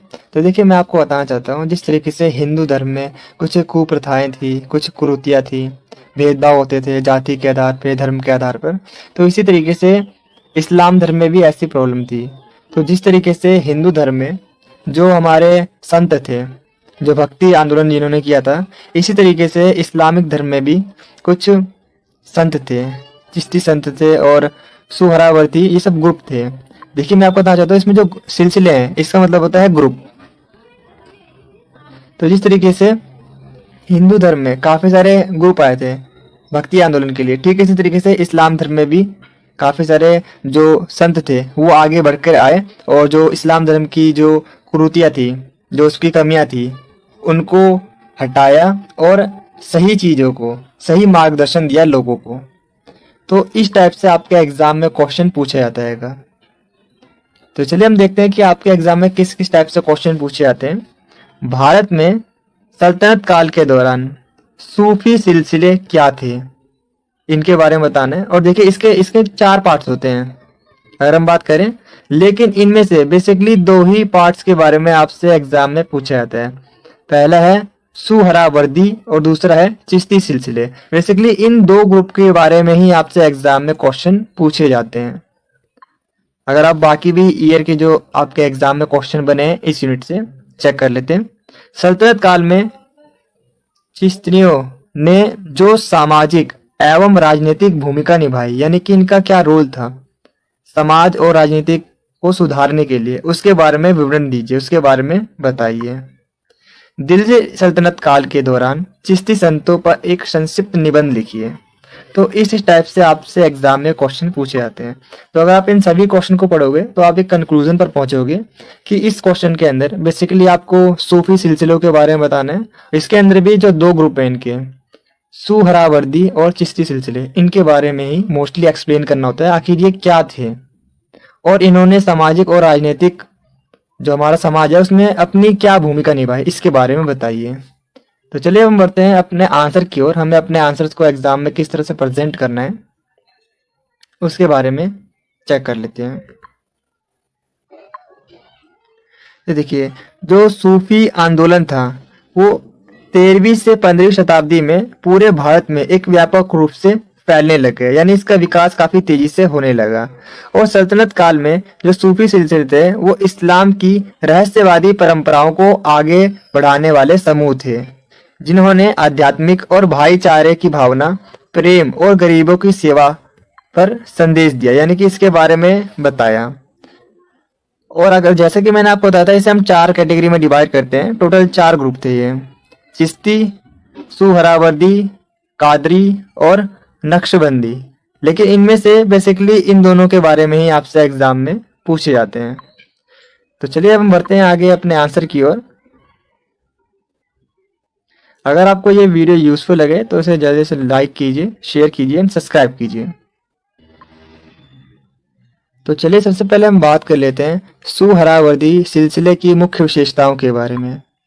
तो देखिए, मैं आपको बताना चाहता हूँ, दिल्ली सल्तनत के समय जो सुहरावर्दी जो सिलसिले थे वो एक प्रभावशाली सूफी परंपरा थी। और इसका जो मेन ऑब्जेक्टिव था वो था आध्यात्मिक ज्ञान, धार्मिक शिक्षाओं का प्रसार और समाज को सुधारना। इसकी विशेषताओं के अंदर एक एक करके डिटेल में समझ लेते हैं। पहला पॉइंट है सुहरावर्दी सिलसिले की स्थापना के बारे में। तो देखिए, इसकी जो स्थापना थी वो इराक में थी और 12वीं शताब्दी में की गई थी और भारत में इसे शेख बहाउद्दीन जाकिया ने फैलाया था। नेक्स्ट हम बात कर लेते हैं इस्लामी कानून के बारे में। जैसे कि इसमें जो सुहरावर्दी जो संत थे उनका मानना था कि जो इस्लाम के जो कानून है उन्हें सख्ती से पालन करना चाहिए, इस पर वो बल देते थे। नेक्स्ट है शासक वर्ग से संबंध। शेख बहाउद्दीन ने सुल्तानों का समर्थन प्राप्त किया, यानी जितने भी उस टाइम के जो सुल्तान थे उनका समर्थन प्राप्त किया और जो सुल्तान थे वो उन्हें प्रोटेक्ट भी करते थे। और जो इनका धर्म है उसका काफी ज्यादा पूरे भारत में प्रसार हुआ, क्योंकि जो सुल्तान है वो उन्हें प्रोटेक्ट कर रहे हैं, तो इस तरीके से इनके धर्म का काफी ज्यादा प्रसार होना शुरू हो गया, पूरे भारत में फैलने लग गया। शासक वर्ग से जुड़कर और राज्य का संरक्षण मिला, इन्हें प्रोटेक्शन मिली। और सुहरावर्दी सिलसिले के प्रसार और जो प्रचार है उसके लिए धन भी इन्हें मिलता था सुल्तानों से, तो इस तरीके से काफी ज्यादा पॉपुलर होने लग गए। तो चलिए अब हम बढ़ते हैं अपने नेक्स्ट पॉइंट की ओर। तो देखिए, मैं आपको बेसिकली बताना चाहता हूँ, ये जितने भी आंसर होते हैं ना, जितने भी हमारे जो समाज सुधारक होते हैं वो बेसिकली क्या करते हैं, जो हमारे समाज में जो बुराइयां फैली हुई है, जो ऊंच नीच है, जो भेदभाव है, उसके खिलाफ ही आंदोलन करते हैं। तो ऑलमोस्ट सब में जो आंसर होते हैं ना वो लगभग सब में सेम होते हैं। तो अब हम बात कर लेते हैं धार्मिक सुधार के बारे में। तो देखिए, इन्होंने क्या कहा, उन लोगों ने इस्लाम का जो मूल सिद्धांत है उसे पालन करने के लिए कहा, और जितने भी जो इनके धर्म में भी जो अंधविश्वास फैले थे वो इनके खिलाफ थे। नेक्स्ट है शिक्षा का प्रचार। तो देखिए, इन्होंने इस्लाम धर्म का प्रसार कैसे किया। सुहरावर्दी संतों ने मदरसों और धार्मिक केंद्रों के माध्यम से शिक्षा का प्रसार किया। कैसे किया, देखिए, मदरसों मतलब होता है स्कूल और धार्मिक केंद्रों का इन्होंने निर्माण करवाया जिससे कि शिक्षा का प्रचार हो सके। नेक्स्ट है शासकों का प्रभाव। सुहरावर्दी संतों ने शासकों को नैतिक और धर्म के आधार पर शासन चलाने के लिए सलाह दिया कि जो सुल्तान है उन्हें इनको फॉलो करना चाहिए, नैतिक मूल्य को और धार्मिक आधार पर शासन को चलाना चाहिए। नेक्स्ट है सामाजिक स्थिरता। उन्होंने समाज में शांति और एकता बनाए रखने में महत्वपूर्ण भूमिका निभाई। नेक्स्ट है गरीबों की सेवाओं पर बल। तो ये क्या कहते हैं, जितने भी हमारे समाज से जो वंचित हैं और जो गरीब हैं उनको आगे लाने में काफी ज्यादा मदद की, गरीबों की सेवा करने में इनका महत्वपूर्ण योगदान था। तो चलिए अब हम बात कर लेते हैं इसके प्रभाव के बारे में कि क्या इम्पैक्ट पड़ा। तो देखिए, जितने भी जो हिंदू थे उनको इस्लाम धर्म अपनाने के लिए इन्होंने प्रेरित किया। नेक्स्ट है, जैसे कि मैंने आपको बताया था, जितने भी ये जो सुहरावर्दी जो संत थे इन्हें शासकों का समर्थन प्राप्त था, तो इसकी वजह से इस्लामीकरण काफी तेजी से फैल गया, यानी कि इसका काफी तेजी से विकास हुआ। नेक्स्ट है, सुहरावर्दी संतों ने शिक्षा, समाज सुधार और आध्यात्मिकता में काफी इंपॉर्टेंट रोल अदा किया, काफी ज्यादा अपना योगदान दिया इसमें। और अगर हम इसके प्रभाव के बारे में बात करें तो देखिए ये पश्चिम और उत्तरी भारत में काफी तेजी से फैला। इसका इस एरिया में काफी ज्यादा वर्चस्व था। तो चलिए अब हम बात कर लेते हैं चिश्ती सिलसिले की प्रमुख विशेषताओं के बारे में। तो देखिए जो चिश्ती सिलसिले थे वो भी इन्हीं सिलसिलों में से एक प्रमुख ग्रुप थे। जो सिलसिले का मतलब मैंने आपको बताया था ग्रुप।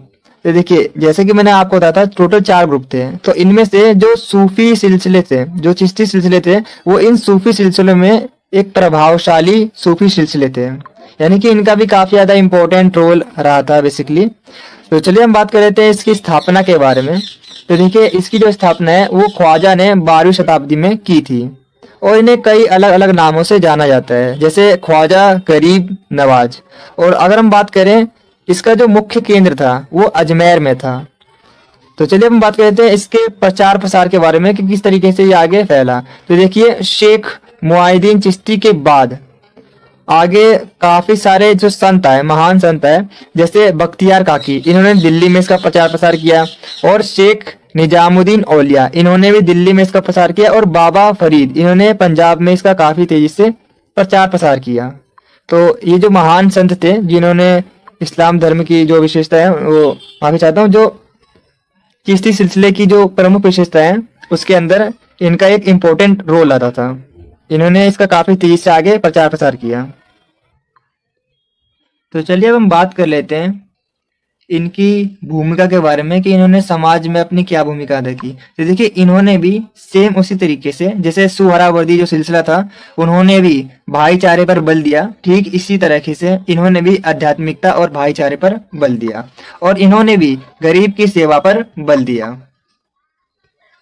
देखिए ऑलमोस्ट सबके जो ऑब्जेक्टिव होते हैं वो सेम ही होते हैं, तो लगभग लगभग जो आंसर होगा वो सेम ही होगा सर। तो नेक्स्ट पॉइंट है धार्मिक सहिष्णुता पर बल दिया। तो देखिए इनका ही मानना था कि जो सभी धर्म है वो एक बराबर है और इन्हें एकता पर बल दिया। नेक्स्ट है स्थानीय भाषा का प्रयोग। तो देखिए इन्होंने क्या किया, लोकल लैंग्वेज का यूज किया जिससे कि जो आम जनता है वो भी इनसे आकर्षित हो। तो इस तरीके से इनका जो प्रचार प्रसार है वो काफी तेजी से फैलने लगा क्योंकि जो लिखते थे इनकी जो स्थानीय भाषा का उपयोग करते थे, लोकल लैंग्वेज का यूज करते थे। नेक्स्ट है सामाजिक एकता पर बल। तो जैसे कि मैंने आपको बताया था इन्होंने सभी धर्म को एक समान माना था और सभी को एकता पर बल दिया था कि यूनिटी इज डाइवर्सिटी, जैसे कि आपको पता ही होगा। तो इन्होंने एकता पर बल देने काफी ज्यादा बल दिया और बताया अगर हम एकजुट होकर रहें तो ही हम आगे काफी तरक्की कर सकते हैं बेसिकली। तो चलिए हम बात कर लेते हैं चिश्तियों की राजनीतिक भूमिका के बारे में। तो देखिए जिस तरीके से सुहरावर्दी उन्होंने क्या किया था, राजनीतिक जितने भी जो शासक थे, जितने भी जो सुल्तान थे, उनका समर्थन लिया था, लेकिन इन्होंने उसका उल्टा किया, राजनीति से इन्होंने दूरी बना ली। चिश्ती संतों ने शासकों और दरबार की राजनीति से दूर रहकर ही लोगों में काफी अधिक लोकप्रियता प्राप्त की। नेक्स्ट है शांति का संदेश। तो ये क्या कहते थे कि जो सभी धर्म है वो एक समान है। इन्होंने धार्मिक सहिष्णुता को अपनाया और अपनाने की सलाह दी। नेक्स्ट है सामाजिक स्थिरता। तो इन्होंने शांति बनाए रखने में काफी ज्यादा इंपॉर्टेंट भूमिका निभाई और अपने संदेशों से इन्होंने धार्मिक और जातीय विवादों को कम करने में अपना महत्वपूर्ण योगदान दिया। करते हैं अगले यूनिट के बारे में। तो जो आपका छठा यूनिट है जिसका नाम है कला वास्तुकला कुतुब कॉम्प्लेक्स यानी कुतुब परिसर और विजयनगर हम्पी। बेसिकली इस यूनिट के अंदर आपको कला और वास्तुकला के बारे में हमें जानने को मिलेगा कि जो दिल्ली में अंदर जो कुतुब मीनार है वहां पर किस तरीके के भारतीय इस्लामी शैली का इस्तेमाल करके उसको बनाया गया था। इसके अलावा हमें पढ़ना है कुतुब मीनार परिसर के बारे में, विजयनगर की जो कला है, संस्कृति और जो वास्तुकला है उसके बारे में हमें इसके अंदर पढ़ना होगा। ठीक है, तो इस यूनिट से बेसिकली आपके 1-2 ही क्वेश्चन पूछे जाएंगे। पहला होगा कुतुब मीनार से संबंधित, जिसमें हमें बताना होगा कुतुब मीनार में जो इस्लामिक भारतीय शैली का इस्तेमाल किया गया है उसके बारे में पूछा जाएगा।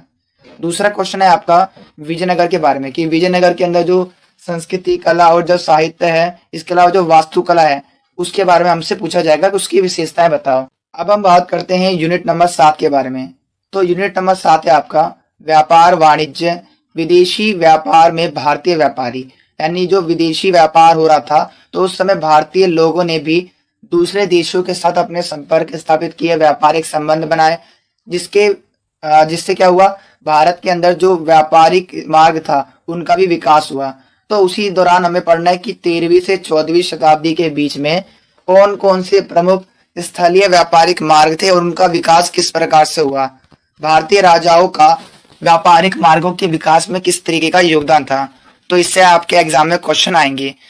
पहला प्रश्न आपका, 13वीं 14वीं शताब्दी में मुख्य व्यापारिक मार्गों की सूची प्रदान कीजिए। यानी बेसिकली हमें जो स्थलीय मार्ग थे, समुद्री मार्ग थे और जो व्यापार था उसके बारे में इस यूनिट से क्वेश्चन पूछा जाएगा कि दिल्ली सल्तनत के अधीन व्यापार किस प्रकार का था। अगर आपको इस वीडियो के प्रॉपर आंसर वाले नोट चाहिए तो नोट का लिंक मैंने डिस्क्रिप्शन में डाल रखा है, आप वहां से नोट्स को डाउनलोड कर सकते हैं। नोट आपको हिंदी और इंग्लिश दोनों मीडियम में मिल जाएंगे। अगर आपको ये वीडियो अच्छी लग रही है तो आप इसे लाइक, शेयर और कमेंट जरूर करें, क्योंकि जब आप लाइक करते हो तो हमें मोटिवेशन मिलता है ऐसी और बहुत सी वीडियोस बनाने के लिए। और जब आप वीडियो को शेयर करते हो तो जैसा कि आपको पता ही होगा, नॉलेज बांटने से बढ़ती है।